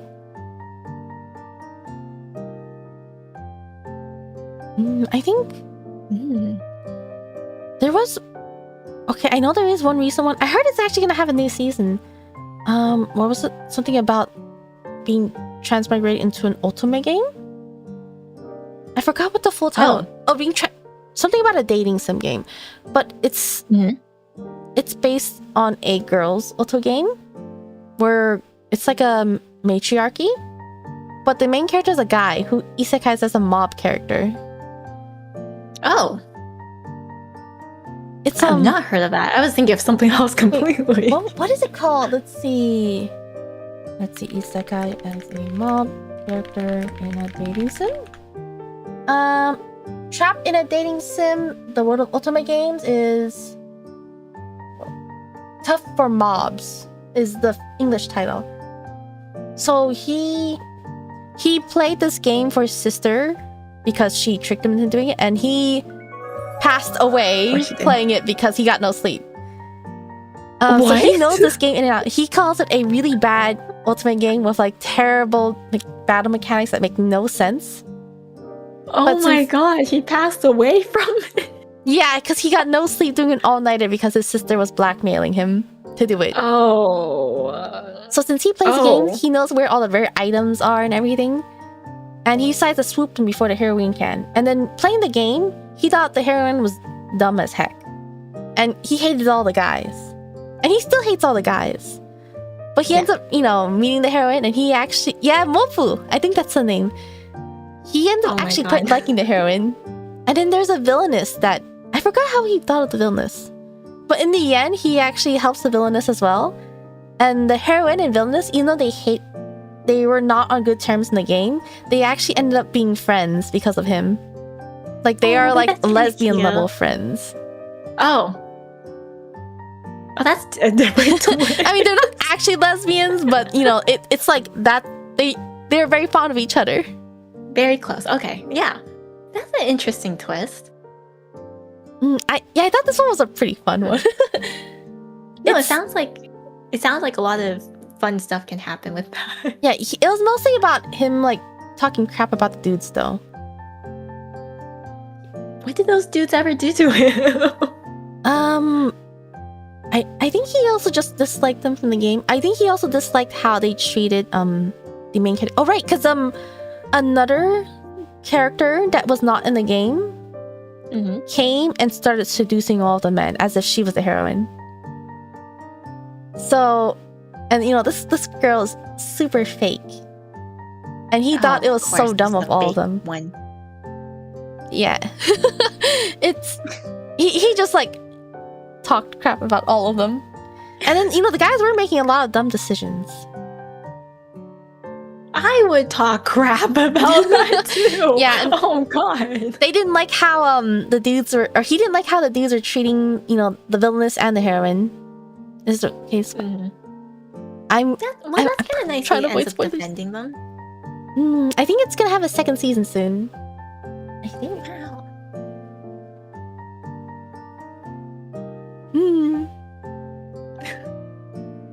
Yeah. I've never heard of that, so I'm like, this is my first time hearing about it. I thought it was like a completely different Which one are you thinking of? isekai you were talking. Well, it's definitely not a guy. That isekai. I was just thinking of the normal villainess joining in, and it was more like she ends up being more like friends with the heroine as well. It was more like the heroine had like a lot of misunderstandings. It was just like a weird like power thing that she thought that the villainess was like evil kind of situation. But then after like they eventually get close to each other, and the villainess actually ends up falling for like, or slowly starts falling for another guy situation. I'm like, But then suddenly you're like, it's a guy that was playing an ultimate game and passed away from it. I'm like, oh, never mind. I don't think I know which one you're talking about, or I don't recognize it. I think mine was like a little small. Like most of the isekais I've seen are like really small mangas that don't really get updated, honestly, anymore. Oh, that's a feels. Yeah, there's so many I It like makes to me read that sad. they don't update for like 5 years. It makes me so sad. What sucks is that when I finally do update, I'll click the latest chapter and then I'll be like, wait, what even happened? Like I would have to go back a few chapters or read the whole thing from the beginning. Because it's been too long. I know, like there's like these other mangas that I definitely am like, once in a while suddenly I'll look at my tab and be like, oh yeah, I was reading this, and then I just go back from the very beginning and reread the entire thing one random day. It's just no new chapter since. I'm like, oh no. There's a lot that I know I really like, and I'm like even looking for a way to find updates, but sometimes I don't remember what they're about, even though I know I really like them. But I guess it also depends how many chapters there are that will like dictate whether I'm willing to reread it. Some of them have like no chapters after like 5. I'm willing to reread 5 chapters. If it's like I don't know, like 60 chapters, I might not be willing to reread all of that. I guess it depends for me. Like, if it's something I really, really liked, I am willing to spend an entire day rereading like 100 chapters. But if it's like one that you get so annoyed with the heroine, you get so annoyed with like one of the characters, I'm just like, I can't go through that again. Have I read one Never where I was mind. annoyed with the heroine or characters? Have you I don't not? I feel like you know how you're saying like in the villainous versions where the villainess is the main character, the heroine always kind of like tends to do something so dumb and you kind of stare at them like, why did you do that? What was the logic behind this? I think I don't mind them too much. I don't like it when they depict the heroine to be like too obviously ignorant or intentionally malicious. Then I think it's a little boring. But if it's something like kind of more realistic and not realistic, but something that does tend to happen, but on the flip side, I actually kind of enjoyed that because it's Really? showing that like the ones where it's like maybe I don't know what's a good example. Maybe that she's talking to the prince because he's like the first person to help her out, and you know the prince is like, oh yeah, just call me by my name, and you know she doesn't know you don't call people by their name regardless of what they say. She might be like, oh yeah, I will do it. Okay, like I'll listen to what you're saying. I think it makes sense in her way, but also like in Noble's perspective that, you know, that's not what you do. But she, Yeah, you know, not the commoner yeah. wouldn't know that. So I think it's kind of nice how they add light on that, because like technically what the commoner is thinking makes sense. What I don't like is when they make the commoner or like the heroine like way too, like when they're quick to be like, oh, why are you bullying me? I just wanted to be friends. Like when she's too quick to be defensive about it. Yeah. That's the thing. I feel like in a lot of the ones I've seen, it's usually they are very quick to be defensive. They are I do very feel like that quick is more common. to kind of run to the guy and be like, I need help.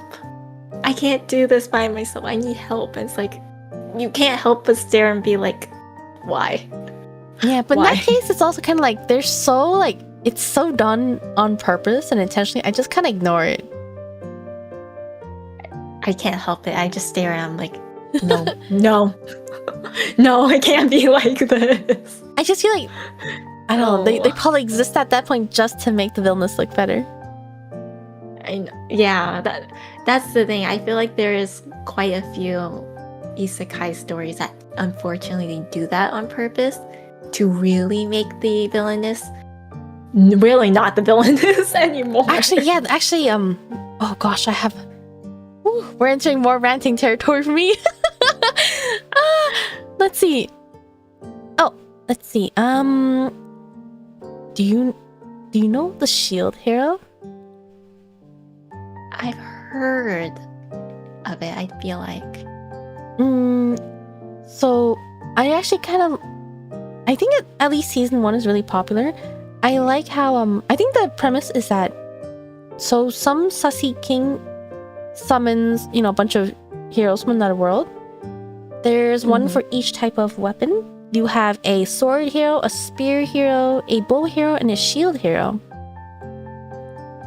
And you know, out of all those weapons, like which weapon do you think are useful? Which weapon do you like? Wait, can you repeat those weapons one more time? There's a sword hero, a bow hero,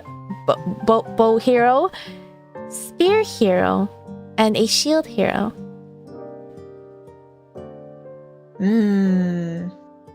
Personally, I would choose either the bow or the spear. I feel like swords to me are very aggressive in ways of fighting, and shields are very defensive. Bow I like because personally I rather stay farther away. Me too. If I were to use it, but the spear is kind of a nice middle where you can be aggressive, but you can also be defensive. It's a nice middle ground of a sword and a shield. I think the only downfall that a spear has is because it's long, it's usually heavy as well. Yeah. That's my thought process. Yeah, so basically, I mean, for me, I feel like sword is a typical hero weapon. But, you know, as you mentioned, the shield is the only one that's defensive. So in this case, people tend to not look very well in the shield hero because the shield, basically these heroes they cannot party with each other, and they can only use the weapon that they're like gifted by the gods or something. Like the shield hero can only use shields. The sword hero can only use swords. What, he can't pick up a sword? Apparently I forgot why, but he cannot use swords.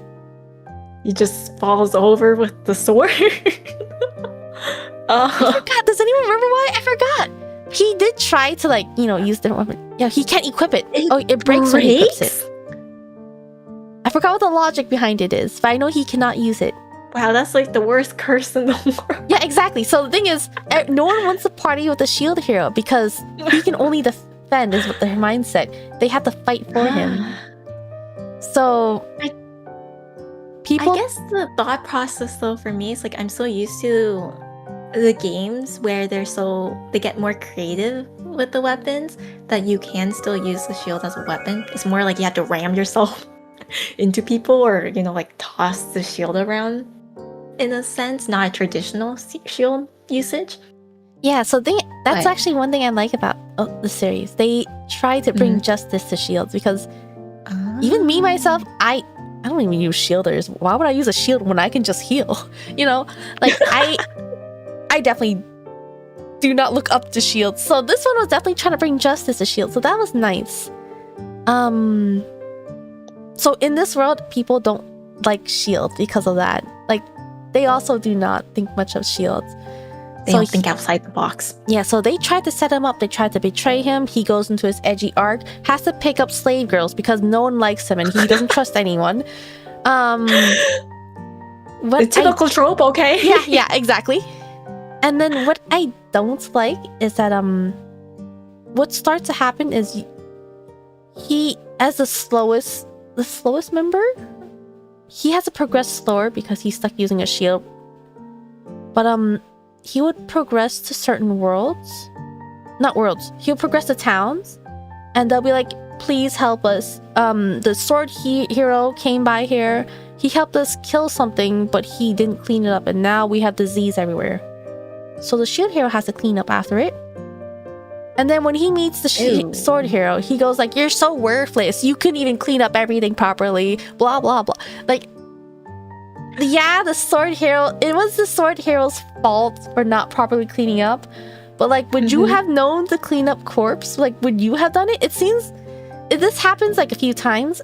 And the way I see it is, it seems more like the shield hero just kind of got lucky, in my opinion. Like, I feel like these kind of things you probably would not have known, or you probably wouldn't have thought about it. Like, it just, to me, it seems more like the shield hero got lucky that he didn't have to deal with that. He's coming up after them, but yet he's complaining and talking as if they're completely worthless and as if he's the only good one. And then towards further in the story, there's a lot of endings to be like, wow, you heroes are all so weak, except the shield hero. He's not too bad, actually. There's just a ton of that over and over again. And it got boring, I suppose. No, it felt like they were just trying to talk bad about everyone way too much. They were really trying to hype up the shield guy, that's for sure. I guess for you saying how he kind of had to clean up the mess of the sword, I guess they try to justify it as though it's like, you know, like let's say someone ate and put the dishes in the sink but didn't clean the sink, right? Like, and you had to do it. It's like, why do I have to do it? You know, I guess, I don't know if it's like a common knowledge that they were supposed to do like X, Y, and Z after fighting something off situation. It sounds like the shield guy treats it like it was supposed to be common knowledge, and yet here he is being the one to clean up after them, pick up the leftovers, and it's like, why do I have to do that? But to talk down on them completely when they actually fought the things, Yeah, I like, think that's kind of crazy. okay, I think in this case, I don't think it's too much of a spoiler. Basically, I don't remember if it was even the Sword Hero. I think it was Sword Hero. But there was a dragon terrorizing this town, right? So the Sword Hero kills the dragon. Yeah. But what he did not clean the corpse. Would you think, if you kill a dragon, would you think about cleaning up its corpse? Like in any RPG or just in normal situation? Okay, if I'm the hero killing the dragon, why do I have to clean up the dragon when I've just risked my entire life killing this Yeah, like dragon? I'm not gonna think about like what if I'm injured and I have to go to the hospital? I think my guess is that the dragon was in a far area that the villagers could not reach. Okay. But you know, I don't know, even when you're playing RPG games, you don't clean up the corpse of things you kill, right? We don't clean up the corpse in the wild. Yeah. I think most of the time they just kind of leave it. So they left the corpse, and then it started when it started rotting, it kind of like, I don't know, created miasma, Like which made the villagers sick. Oh. And the shield hero comes there, and then the villagers are like, oh, please come help us. You know, Sword Hero killed dragon, but now there's miasma, now we're all sick. So the shield hero gets mad and has to clean up after everything. But I like, honestly, if you're in that situation, would you have known? Like, I think, yeah, so there's a good point where, like, for example, people hate the spear hero a lot, but most people would probably act the same if they're in the same position.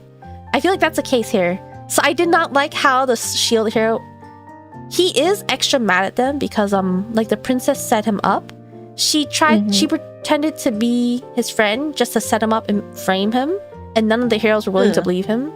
Because the princess was claiming he was like trying to essay her. Oh yeah. So you know, in most situations when a female accuses someone of essay, most people believe the female. So he was not happy that no one was willing to believe him. So he kind of does hate all the other heroes. But I don't like how he was so like judgmental when honestly most people would not have known. Like even if he was in that same situation, I don't even think he would have known. But yet he was acting like he would have. Definitely in that kind of situation, seemingly with all the history, the stigmatism, it seems, depending on like the weapon class that you're in and everything, there's definitely some level of emotionality involved in the reaction where he's just now overreacting. Like, I can understand him being a little upset, like, oh, why do I have to clean up this mess? Like, this sucks. And like, I'm assuming that maybe it was supposed to be some kind of common knowledge, or maybe at least the thought process of like, okay, you're killing a mythical being, a dragon in this case, right? There has to be something wrong if you kill this thing, right? Like, is that something you would think of on the spot though? That's not something I would think on the spot. That's why I'm thinking. That's why I think to some degree, like, you can be upset because again, now he has to deal with it. But I think he is becoming too exaggerated with, or overwhelmed with the emotion that he already has towards them. It's a biased emotion now, and he's not thinking realistically. Like, okay, after a long fight, after all the adrenaline, would you have thought about that? Maybe later down the road you would have thought about it, but maybe not right after a fight or like after everything, right? Like, maybe it's an afterthought. Yeah. But it's not necessarily the first thought, and he's not being very thoughtful that not everyone will think about it. Again, I'm assuming it could be common knowledge. It could also be not common knowledge, and that's even worse. Yeah, that's why I was starting to not like it. Yeah. It kind of just makes him appear kind of arrogant. Yes, I think that is a really big thing. I think they also tried to give him a lot of justice. They tried to make him as someone who was wronged, so that he would have like a way, he would feel validated and like proving himself, like justified. Yeah. I think that's a common thing with the trope of an emo guy who was betrayed and now he's super edgy and powerful. I think they want to feel justified by having like that betrayal backstory. I feel like this can apply to sadly anybody, especially when you're so blinded by any kind of emotion. You feel betrayed, you feel hurt, you feel upset, and it's whatever bias like emotion that you end up having, you're just going to find every single justification afterwards to whoever quote unquote wronged you. Yeah. You know what I mean? And they definitely use that a lot in isekai stories to give them like a reason to like hate on another character, when realistically, if you try to look at it like, you know, us who doesn't have this emotion, right? We're not upset because none of this has happened to us. We're just looking at it from an outside point. We can't help but look at it and be like, that's a little unreasonable. Maybe they didn't know. I mean, what if like there's a misunderstanding? They are always portrayed in a way where you're supposed to follow the feelings of the main character, but I still feel like it's that, I don't know, that's, how do I say this? It should not be unpleasant. It shouldn't be, I think understandable is one thing. Like, if what they're saying makes sense. I don't know. I don't feel like in the Shield Hero's case, I think his feelings are understandable, but they are not justified. Yeah. In some cases, they exaggerate it really bad where it is justified. Then in that case, it is justified, but my issue is that it's exaggerated for it to become justified. In the Shield Hero's case, it's not super exaggerated, but it does not feel justified. Yeah, so that's one hero where they really tried to make the other characters feel dumbed down at some point. There was just constant talk about how the other heroes were so bad or like so worthless. Yeah, they're trying to create reason to say like, yeah, this is why he's the better hero. Everything he's complaining about or feeling it makes sense. It's like, no, that's not. It's not how that works. Oh yes, yeah. Another issue, a lot of isekais that everyone except the main character is dumb. See, that's what I mentioned about like in isekai, you're the only one. So if you know how to make a campfire, suddenly you are like the smartest person in the world. They have no standards in isekais. A lot of them. Their bar in isekais are like super low. Is like in a lot of them, I feel like it's not hard to be like suddenly like this really popular kind of character because you're so powerful, you're so like special. It's like, oh, you know, and it's like. I think that's one reason why isekais are popular, because I know isekais are popular for people who want to like self-insert. So it's kind of like, you know, there are some stories where someone isekais, but they're super duper smart, so they can solve everything. But like, if I wanted to do the Lulu, I'm not super smart. I'm not going to be able to do that. But if I were to isekai to a place that has no standards, it could be realistic that people would like me because they have no standards. They have the brain of an orange. Yeah. So I guess it's, you know, the fact that it's kind of, it's plausible for people. Brain of an orange. Okay, well, you know, like the size of an orange. But that's the standard. We'll all be very special. So like world. You know, it's plausible for anyone who isekais. Even if you don't know how to count up to 10, they probably don't either. They probably can't count up to 3. So you can do it. It's possible.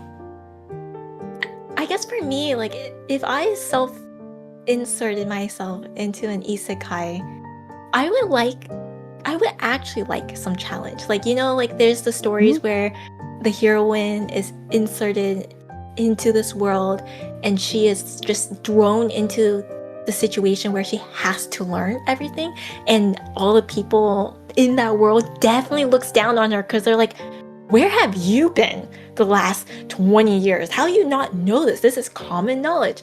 I like that. I would like that a little lower. Like, I want to have to learn and sit down and be like, okay, I am in a new place. I have to learn that this world is different. But I don't want it to the point where either it's too easy, that, yeah, I'm suddenly the special priestess that they all claim because I can make a fire, versus like, no, you're just completely worthless. How are you like 20 years in your life and you don't know this little thing that a baby should know kind of situations? Like, You know, it's like I would like a challenge, but not to the point where like overwhelmingly everything is against the odds for me. I think that is actually one scary thing. I don't know, when I think about isekai, I think about like how difficult life is if I did not have like the convenience of our current lives. Like, I would love to be in a fantasy world, but I would definitely struggle a lot. Like, there's always a fantasy of being able to make nice foods when you isekai, and suddenly everyone loves your food because they eat stale bread. But Yeah. I don't remember any recipe. I don't know how to cook. Or there's a lot of fantasies about making guns in the fantasy world and becoming the strongest person because you know how to make a gun. Like, sure, Yeah. I'm from a world where guns exist, but I don't know how to make a gun. I don't know the slightest thing about making a gun. So I know. That's not very realistic for me. Yeah, I guess it comes down to like, it becomes a lot more unrealistic for us if we start looking into like the nitty bitty possible like skills we have in real life. Like, if I get thrown into a fantasy world, I'm kind of screwed. The only skill I have needs technology. There's no technology like machines and such realistically in a fantasy world because you're supposed to have magic. So it's like, now what do I do? I think that's one reason why like low standard isekai ones are really popular, because no matter, you're forced into a weird situation. or like no, even if you have no skill sets, you are still gonna be like the strongest person there. Because Yeah. there's that one anime where someone isekais with their cell phone, so they can actively use their phone and Google stuff. Like, they can casually Google how to make. Wait, have you seen that one? I want to be isekai with my cell phone. Oh no, basically, okay. So this is. But what if it dies and runs out of battery? So this guy, I think he gets a visit with Chakun. He meets God, and God's like, okay, you're dead. And he's like, okay. And God is like, I can reincarnate you into another world. Do you have any wishes, by the way? He's like, oh, okay, that sounds cool. Can I get my phone with me? He was like, okay, sure. I'll make it so that your phone is magically powered forever and you don't need battery, and you can connect it to your current world. You just can't contact anyone. So as he teleports basically into this new world, not born or anything. He just goes as is, his fully grown 16-year-old self, still wearing this outfit he wore when he died. And he kind of stomps through everything because he's using his cell phone. Like, he can casually look up the recipe on how to make ice cream. But it's trash, but it's your trash. It is indeed trash, but it's your trash. Wow. Yeah, this is one I am actually actively making fun of all the time. Most fantasy treats magic like programming, do they? Actually, yeah, there was do you know this? There's this one isekai where... Oh, what was it called? But it was one where you can see your status, and people try to hide their names because it shows like you can bind people into contracts if you know their name. Do you know that one? I feel like I've heard of something along the lines of that. The main character's name was Isuzu, but then she can see people's statuses. She was summoned. She noticed everyone was telling a fake name, so she goes by the name Rin. Yeah. Do you know that one? Basically, I think I have some inklings of it, but not much. I think she was meant to be like a special person to begin with, but someone had tried to summon someone from the modern world. Yeah. They were originally going to summon someone that's a programmer, but the god was like, this programmer is too strong. She would be able to figure out all these magic formulas, and she'd be able to like completely flip the laws of the world. So I'm gonna cancel this summoning circle and switch it to summon that one special person that I've been meaning to bring back to the world. Damn, so are you telling me that in this story I have a possibility of being summoned? Yes, you could have been OP as heck. Oh my goodness. What a timeline that would have been. What happened to that life of mine? Oh, I missed out. That's what you're telling me. Yeah, wow. I guess I've seen some isekais where they kind of treat magic, maybe not necessarily programming, but like maybe like some mathematical stuff, or like it's maybe some kind of language, but it's a language that they know, but it's like an ancient language to them kind of situation. But programming, I don't see much of. I think that was like the biggest mention of programming I've seen. But I feel like there are other ones. I know I can't think of other good examples.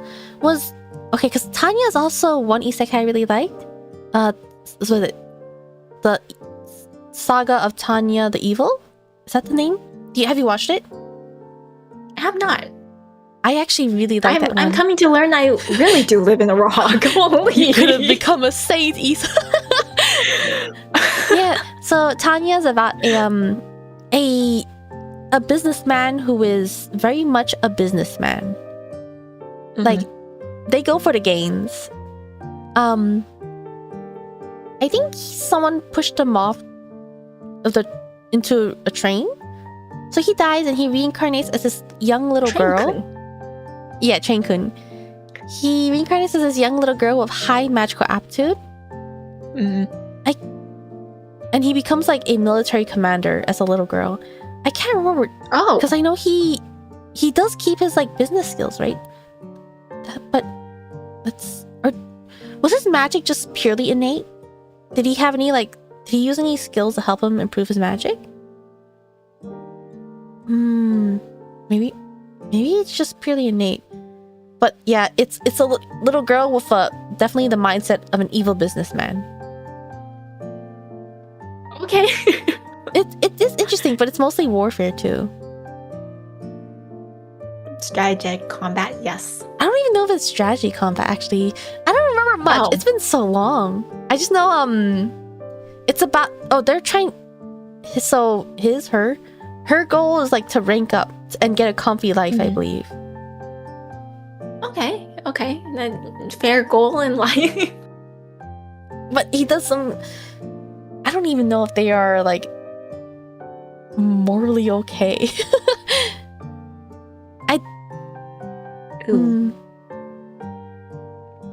But yeah, I feel like there are like other things where it shows that programmers do have like, I guess because in some media, like magic is like scripting a bunch of like codes together, a bunch of words together. Yeah, like you have to figure out formulas.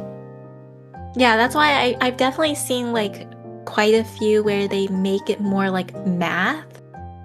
To do magic is some kind of like mathological, like alchemy, chemistry looking stuff to make like equations, like spells and such. And that kind of makes sense to me. But I actually have never seen like straight up programming stuff. Math, yes, but not. I actually haven't seen math too much. Really? Programming, I see more. I'm reading the wrong stuff. Oh. Well, we probably would. Oh yeah, there is one. Was it Mahoka? The irregularity at the Magic Flower School. Have you read that one? Mahoka? Wait, is that the one with the brother and the sister? Yes. It is. I have watched this. That was. I did think that was actually really cool. Just because I was like, hey, I can understand some of this. Oh, that's crazy. That's cute. I just remember. I guess it is mostly coding. I just remember the brother cannot use magic. He uses like a gun. Yes, the vending machine. Like his sister was like really high. Yeah. Aptitude for magic, whereas he wasn't. However, he was like able to like almost like decrypt or read the magic. Yeah, he's like better with the formulas. Well. Yeah. Yeah, something like that. And so that's why he had like a gun instead.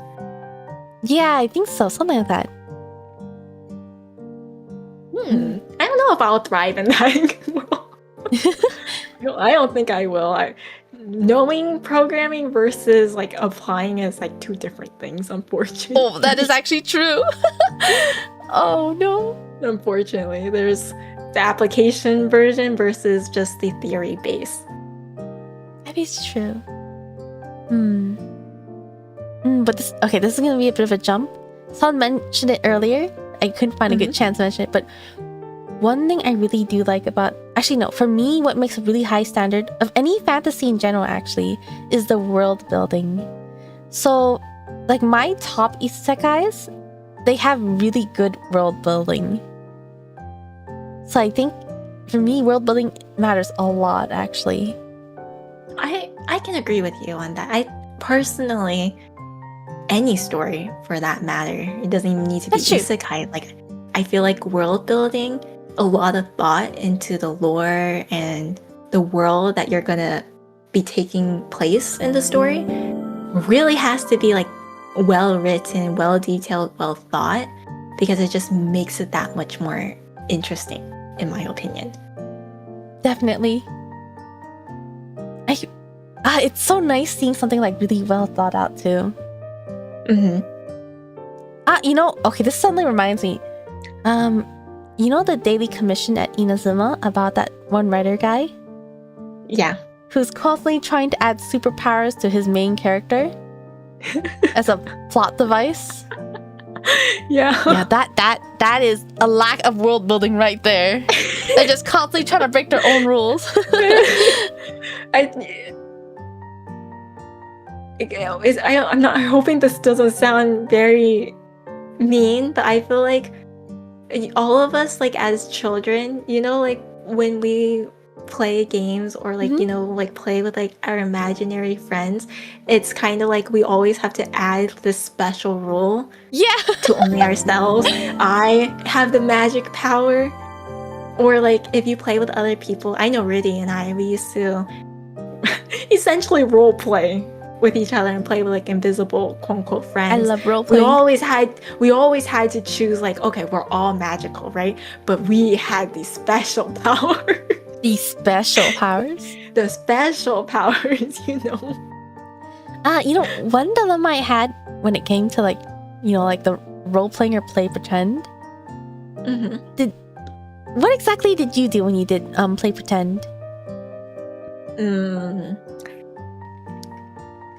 Rudy and I unfortunately got messed up. In childhood.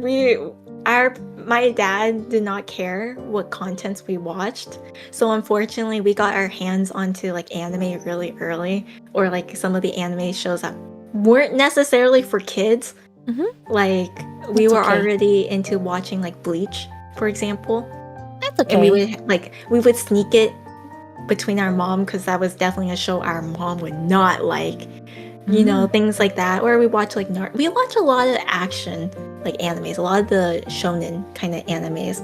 So a lot of our role-playing situations will also fall in line with like fighting, going against monsters. And that's why we're always like, I have the power of X, Y, and Z. Yeah, I think no one else has that. For me, one dilemma I had when playing like pretend with my friends is that we want to be good guys that fight the bad guys, but we have no one to play the bad guys. There was occasionally some people who they were willing to play as bad guys because, we need bad guys. We don't have any bad guys. But of course, they have days where they don't want to be the bad guy. They don't want to be locked into playing the bad guy. So that was always one dilemma. Everyone wants to play the good guy. I know really, when it was me and her that always played by ourselves, so we hung out with each other all the time. It's kind of funny thinking about it. In a lot of our stories, we were still sisters as well. We always were sisters, even in any of the stories that we played. Really, being the big sister, right, spoils the younger sister. She always voice act all the characters, all the extra characters. You guys made extra characters and voice acted them? Yeah. Like, that's so cute. We would just play with imaginary friends, essentially, and just so we are on the same page as each other, really would speak for them. And then me being the younger one, the uncreative one, I get to just roleplay as myself. Essentially. I've never actually played with like imaginary friends. I tried to pretend, but I cannot delude myself enough. We had practice growing up. You had practice playing with imaginary friends? Okay, look. We unfortunately got into a lot of trouble at our younger age by fighting. that we would get grounded a decent amount of time. Maybe not like a long grounding, like not a week, but it could be like a good day. We're not allowed to touch any devices, not allowed to watch TV, not allowed to watch our cartoon. So Riddy and I always had to come up with something else to do. And those were the days that, like definitely iPhones, iPads, iPods did not don't exist. The Nintendo DS wasn't even existing at that time. Maybe a Game Boy Advance, but again, taken away from us. So we would always have to come up with something to do. And we were really interested eventually when YouTube first came out. We were so interested in people who cosplayed actually and did skits and did like scenes and such, to the point where Riddy and I actually remembered so many of those videos and we would reenact them. So we were very used to like acting, playing RP with each other. We used to sit in front of a fish tank and voice out like which fish is doing what, because we couldn't do anything else. What, fish? Yeah. Oh, that's so cute. We ended up getting used to playing alone by ourselves, or like coming up with our own original characters. I think for me, all I did was like, I don't know, I would play plushies. We definitely had plushies or like little figurines. It would make it easier because we'll put them in a place and like that's where our buddy is. They're over there at the store. And then continue doing our own thing in the role play or something. It becomes like a marker for us. Wait, so did you guys play together with like your plushies?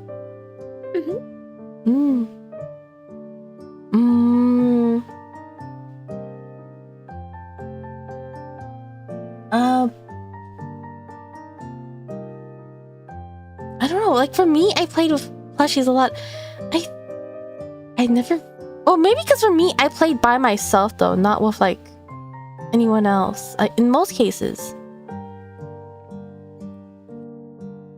I think I had the luxury of my parents were gone a lot personally, so Riddy and I were essentially kind of stuck with each other all the time.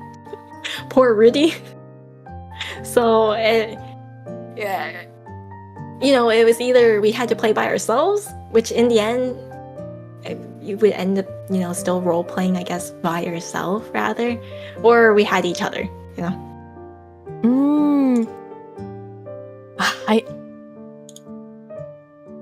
I didn't really have any... I had siblings, but when it came to plushies, I only played them with myself, I suppose. So that is really nice. Sometimes. I know we definitely had arguments like random stuff like, that's not what that guy would say. It's like, no, that's definitely... We'll have fights over like the stupidest thing of like, that's not what's supposed to happen in the story. It's like, yeah, it is. It's like we start fighting over technicalities instead. That makes sense. But like, I guess because we've always role played it, it reminds me of like the isekai, like imagine yourself in these places, right? You self-insert in these places, and it's like, what would you do in all of these? That is really cute, though. It's small little things.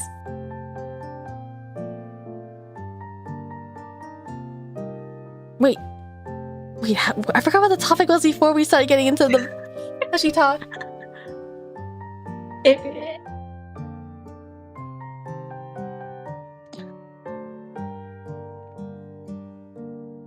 Actually, I don't remember right now either. I just know that the general topic is supposed to be isekai, and we somehow derive to like RPing, kind of. Yeah, something about like isekai and RPing. Was it? Anyways, let's see. We keep jumping between topics. Look, it's 5 a.m. You can't Are blame you us. okay? I'll live. No worries. I'm surprisingly not tired yet. Still. Oh wow. Are you going? Have you been getting enough sleep? Do I have to answer that? Oh no. I'm so sorry. No, Wait. I'm enjoying this conversation. I'm fine. I'm glad you're having fun at least. No worries. The dream drops will deal with Oh wait, aren't you very streaming tired. They'll deal with a very tired human. Oh No no! Wait, were you A going to stream again dispatcher. tomorrow? Were we going to stream tomorrow? I forgot. I was gonna try out the game Dispatch. I think it's low maintenance, personally. I've been told otherwise, but come on, I'm in the very beginning. They'll be nice to me, right? I don't think I think I've heard of it, but I haven't watched it. It's like I guess like the general synopsis of it. You can also think of it as isekai because it's like a whole different world. It's like the world has people being born with superpowers, heroes, and so the line of hero work is very like normal, but not everybody has hero powers, right? Or not everybody can be a hero. Yeah, but because you have heroes or people with superpowers, they created a career known as like a dispatch. You send out heroes to help like citizens with whatever job they have. It could be something as simple as getting a cat off a tree, or it can be, you know, actually like stopping a fire, and it's you playing as dispatch. Sending off the heroes. That is really cute. Yeah. Yeah, very much like, was it My Hero Academia vibes? Kind of, yeah. Very similar in that sense. So it's, I don't know, if you were in a world like that, what kind of powers do you think you would have? Or what kind of powers do you think you would have? I don't know about what I would have. I know what I would want to have, though. Well, what power would you want to have if you got to choose? Because I'm not sure these are the same type of powers as I'm thinking of. I mean, okay, I'm trying to think of like the powers that they have in the game. At least is like they can fly around. Some of them were like you have what fire power, you know, kind of like the typical stuff. And then some of them can transform into like monsters, and some of those other things. So it's like, I guess it's like a general idea of powers. I feel like flying is very convenient, but I feel like I do really like flying, but I feel like it is a bit more on the selfish side where I don't know like how I would use flying to help others. I think it can be helpful. I do really like flying in any sort of like situation or game. I do actually like the ability to fly. I think in general, if I had to choose like a power, especially one that helps, I'd probably like something that can like heal or help. But I do really like flying. Oh, sorry, what would be your power? I know I asked this question and I have no clue myself. But I know like flying is probably an answer a lot of people would like to do because the idea of flying seems really cool. I personally like kind of like the air hitting, but at the same time, I feel like, you know, like when you're like moving, the air hits you, kind of blows at you. I personally like that. I like that feeling. Oh, okay. I thought you were saying that's a power, so I got confused. No. Like just when you're flying or running really fast, or you're doing something that I do the air prefer hits you. Flying, like especially over like teleporting, I suppose. I feel like I would be too clumsy to fly. For me, I suppose I feel like flying is more of a bit of an innate type of thing. Like something you can do rather than a special ability. That's how I kind of view it. I guess it's hard to imagine because none of us can fly. That is true. You know what I mean? So it's like, I wonder how it would be like. Would it be really easy to pick up on? Is it something you kind of like, almost like learning to walk as a child? You slowly get into it. I know in the game, they definitely had people be able to have wings and such. So you were human, but maybe like part human. So obviously if you have wings, it's like, I feel like maybe that's a easier way because you actually have like muscles That's to true. like get yourself flying. You know? Yeah, that is one thing I would imagine. But I do. You probably do need to like practice and get comfortable with it to actually fly. Wait, so what power would you choose? Like, if I had to choose a power, I feel like I would choose a power something to do with electricity or magnetism. Personally, that's the only thing I can think of in my head. Oh, that sounds pretty cool.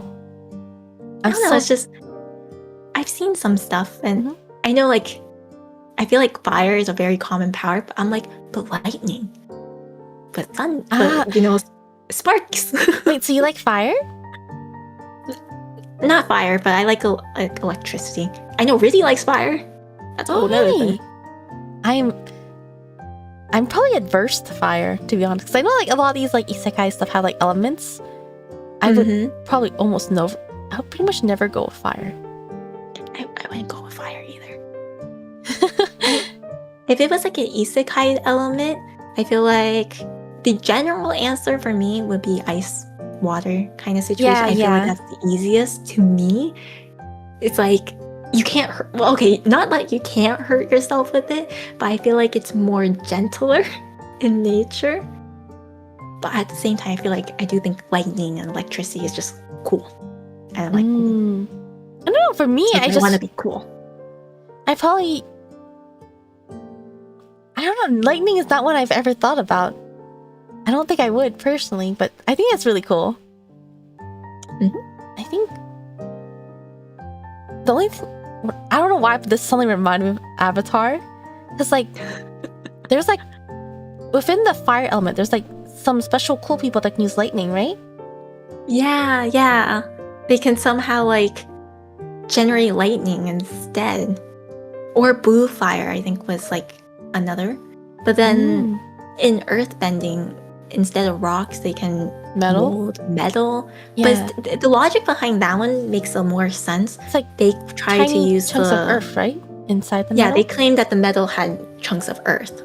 But then I guess you can't explain water and how only water can heal. That's true. I know there is bloodbending. That one makes sense. It's it's actually water and blood. That makes sense. I recently saw a clip about like some earthbenders fighting. I forgot who they were. But one earthbender, I think it was two metal benders fighting. And one of them took a piece of armor and put it over themselves. And the comment was like, why are they making armor when they're both metal benders? Like, couldn't you bend the metal that's on them as armor and like, I don't know, like squish them? Yeah, or do something with them. Make them immobile? Yeah, that's a good question. Like, why would you put metal on yourself if they're just going to bend metal? Yeah, they didn't actually like attack the armor that's on them, but they're both metal benders and they're both wearing armor. Have you seen Avatar, the second one, Legend of Korra, rather? Just only a little bit. Like, I know, I'm trying not to spoil, but I know there's like an arc where there's a whole nation full of metal benders, and it's kind of cool because they've learned to just like have equipments on them to constantly have like metal wiring around them so they can bend it whenever. But also I noticed like the aesthetic clothing of the people in that nation, the metal benders, they all wear almost like not really like a metal plate on them, but it looks like a metal plate. Yeah, I know what you're talking about. And actually, then I'm pretty sure wondered too, I'm like, why? I'm pretty sure the scene I saw was in the second one. Because I know the second one is a lot more modern looking compared to the first one. Yeah, it was. Yeah, I think I only watched like season 1 or maybe season 2 of the second one. For season 1, or sorry, for the first one, I don't even know how much I watched, like 0? Maybe like 1 episode or 2 episodes. I know very, very little. Yeah, but you make a good point. Why the heck are you gonna wear metal? But you're asking for it. Yeah, but besides for that, I think like most of it does make sense in my opinion. Like a lot of their like the logic behind the world. Most of it makes sense, except for those tiny little things, I think. Unless they I have a think- reason. I don't know. I know that they have a comic that actually goes like really in depth with the world, or like the in between, Mhm. for example, of like the first Avatar and then Legend of Korra. So maybe there is like better explanations in the comic rather that they're missing in the animation. That makes sense. So there could be some weird logic that we just don't know. Yeah, I mean, I also haven't watched many, so there's probably a lot that I don't know. Maybe they like explain it later or somewhere. Yeah. I do imagine because Avatar is like it has a lot more of a bigger audience. Mm-hmm. Because I know what is it? When you have a smaller dedicated audience, I feel like there's more like higher chances of people who like dig through all the information and gather it. Mm-hmm. I guess the same with Genshin. I feel guess it depends. Like how to put it? I feel like if it's like a small audience, the small audience definitely is usually more dedicated because they're small and they kind of like interact with all each other and get to know each other. It's like they create like a small little community. Whereas the big audience, not to say that they're not dedicated, there's definitely a lot of people there that are very highly dedicated, but because there is such a bigger range of types of people, mindsets, perspective, it's a lot easier to either kind of start creating like theories or like look at another information and kind of get sidetracked, or like everybody see things a little differently, so it starts kind of muddling up things. Not to say that any of them are necessarily wrong, but it now starts becoming, I guess, harder. There's no full consensus of like the story kind of thing or lore. I was thinking about like the players that don't read the story but will argue about the story. There's that too, yeah. There is definitely a lot of that where they don't know any information, so it's just whatever like perspective they got from the little information they I don't even know how they're they're playing the game. Like, how are they skipping the story but arguing about the story? I don't get it. But yeah, I guess that's actually a good question.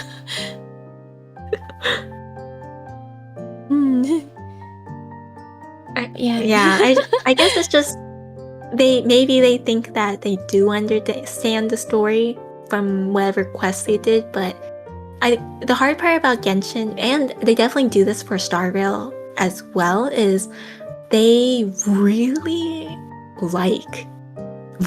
like hiding so much information outside of the main story. I actually really like that. But Yeah. I do really like that. I know a couple of people complain about it. I personally enjoy it a lot. But some people, like, they skip the main story, the information that's shoved in their face. And then they'll argue about that. That's what I've been seeing a lot. Or at least, I've been behind the story, so I don't actually have much of a take on the story nowadays. But I've been seeing a lot of comments from others saying that.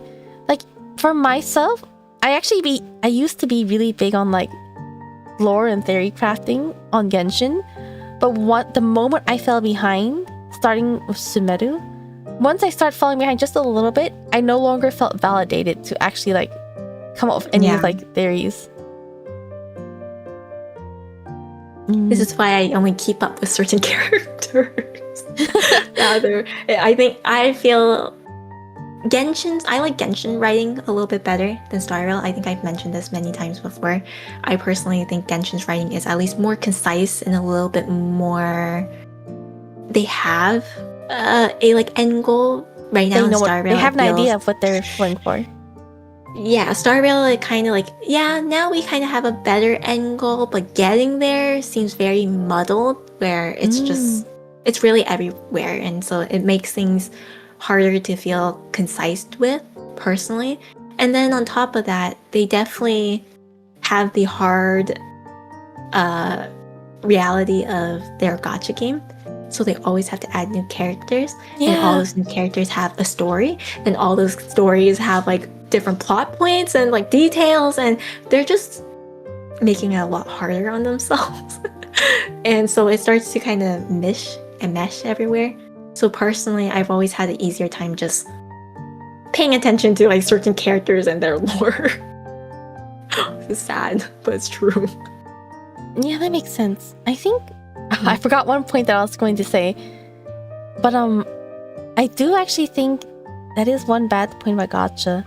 I do really like how Mondstadt was written.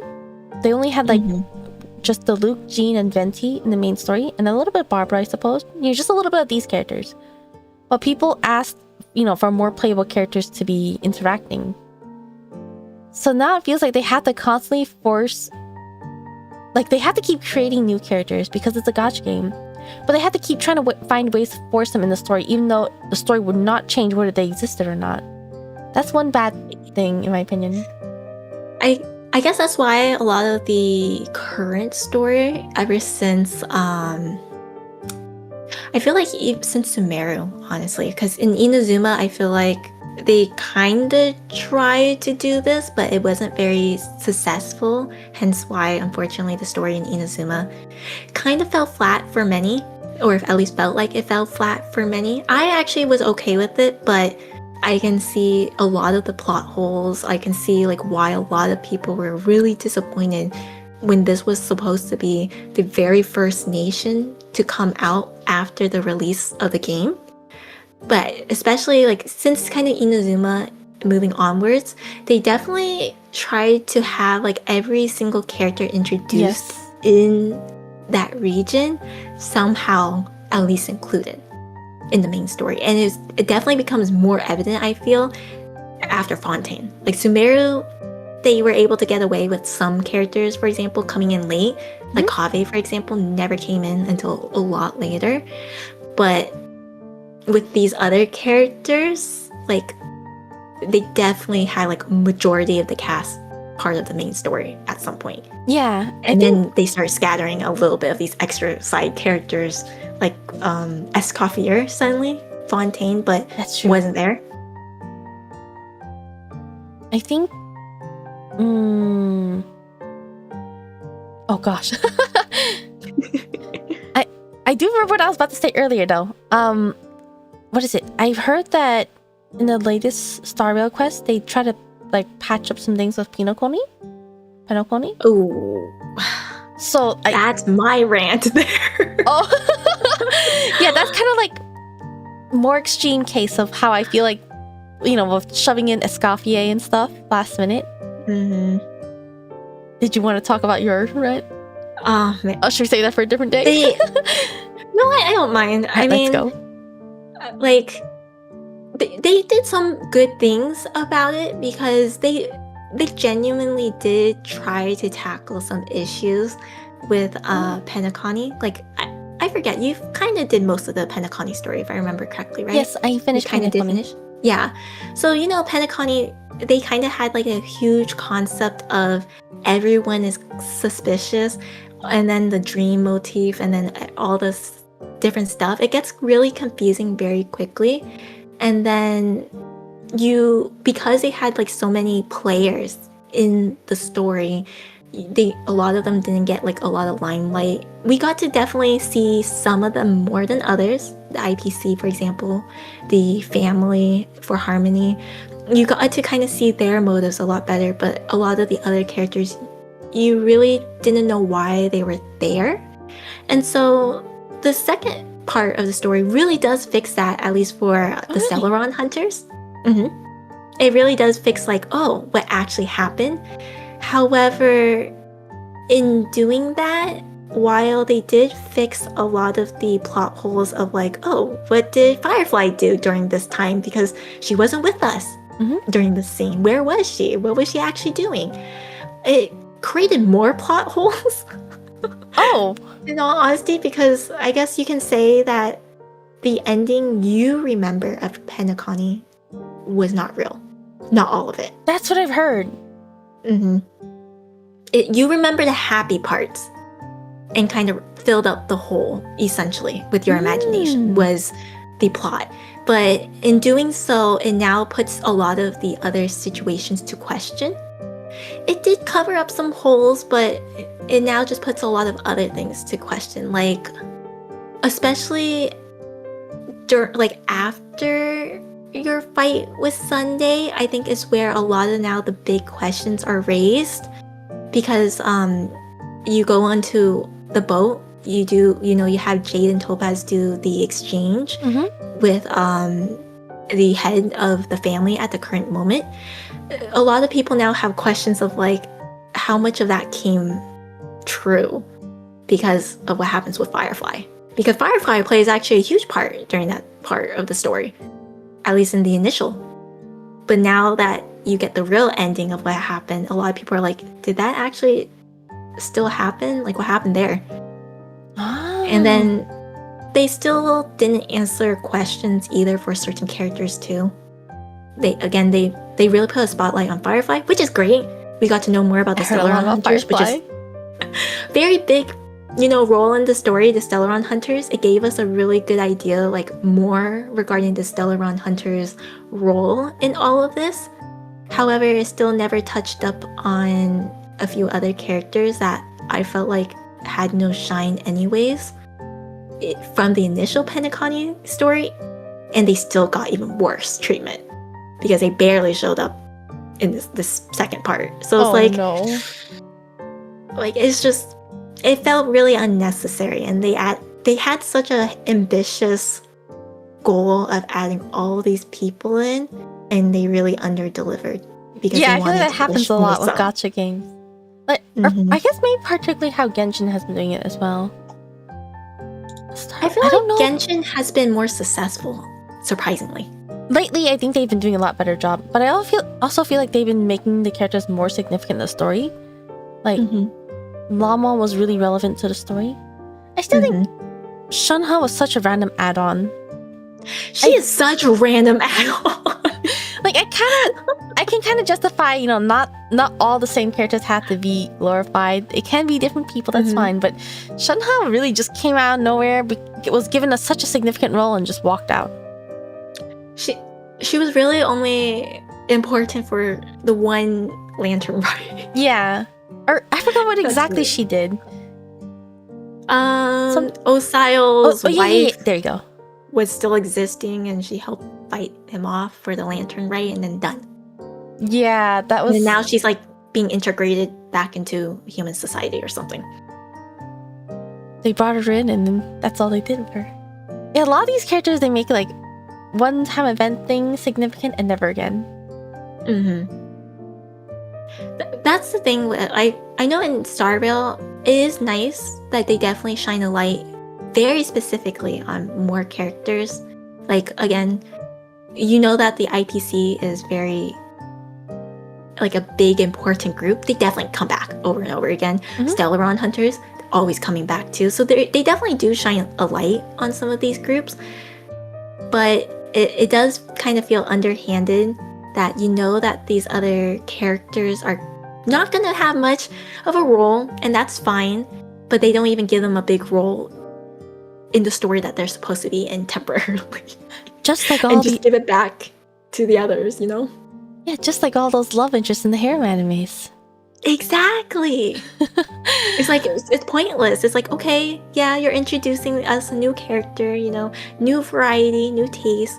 I know they're not endgame. I know they're not, but at least in this current arc of the story, they're supposed to be important, and even they don't have an important part. It kind of feels that does feel bad.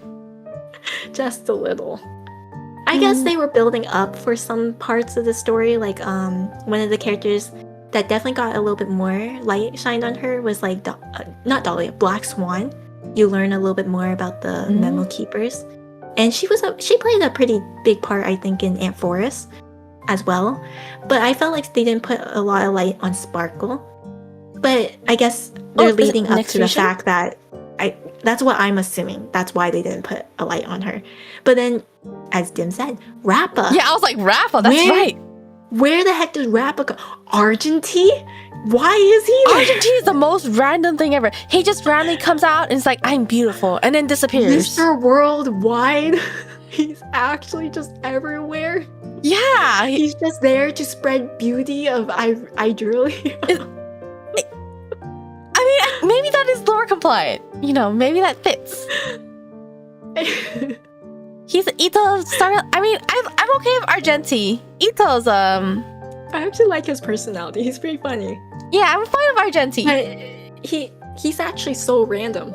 He is actually so random. Like, I was so surprised when I saw him in the story in Pinot Pony. I guess with the second half of Penacony, you do have an idea of why he's there if you know a little bit of his lore and what he chases after. I just know he's chasing after the beauty. name of a knight as a beauty, but I still think it's so freaking random. He even in the second half, he only gets like 3 scenes In Pinot Pony? 3. Yeah. I only remember seeing him like once, and those when we were fighting. Yeah. No, yeah, like he's really random, and even in the second half, he's still just random.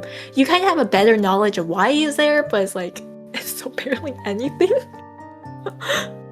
And yeah, no, they definitely had like a lot of random characters that I feel like just was not needed. Yeah, but Star Rail was also like their Mimi game. Yeah. Yeah. No, I heard the old days of Star Rail when it first came out. A lot of people were actually very happy with the story, and it seems to have dropped off. Yeah, I've heard about that. I can kind of agree. I can kind of agree. All right. Sorry, I just noticed the time. Yeah. Are you gonna be okay? Should we end it now? I'll be okay, but yeah, we've been yapping for almost 30 hours.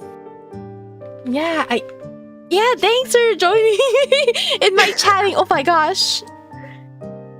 Hey, you have a lot to say regarding isekais. I honestly did not get to talk as much as I was hoping to. Really? Yeah. What more did you want to say? Honestly, my brain is actually melting. I can't. I cannot. My eyes are closing. I'm so sorry. Weekly calls about isekai. That's crazy. I think we'll end here. I'm sorry. Yeah, thanks for joining us. Inviting me. Yeah, thanks for joining. Yeah, maybe we can chat again next time. Is it about isekai too? I feel like I can't contribute because we kind of went all over the place. The amount of isekai you knew more than myself is like holy.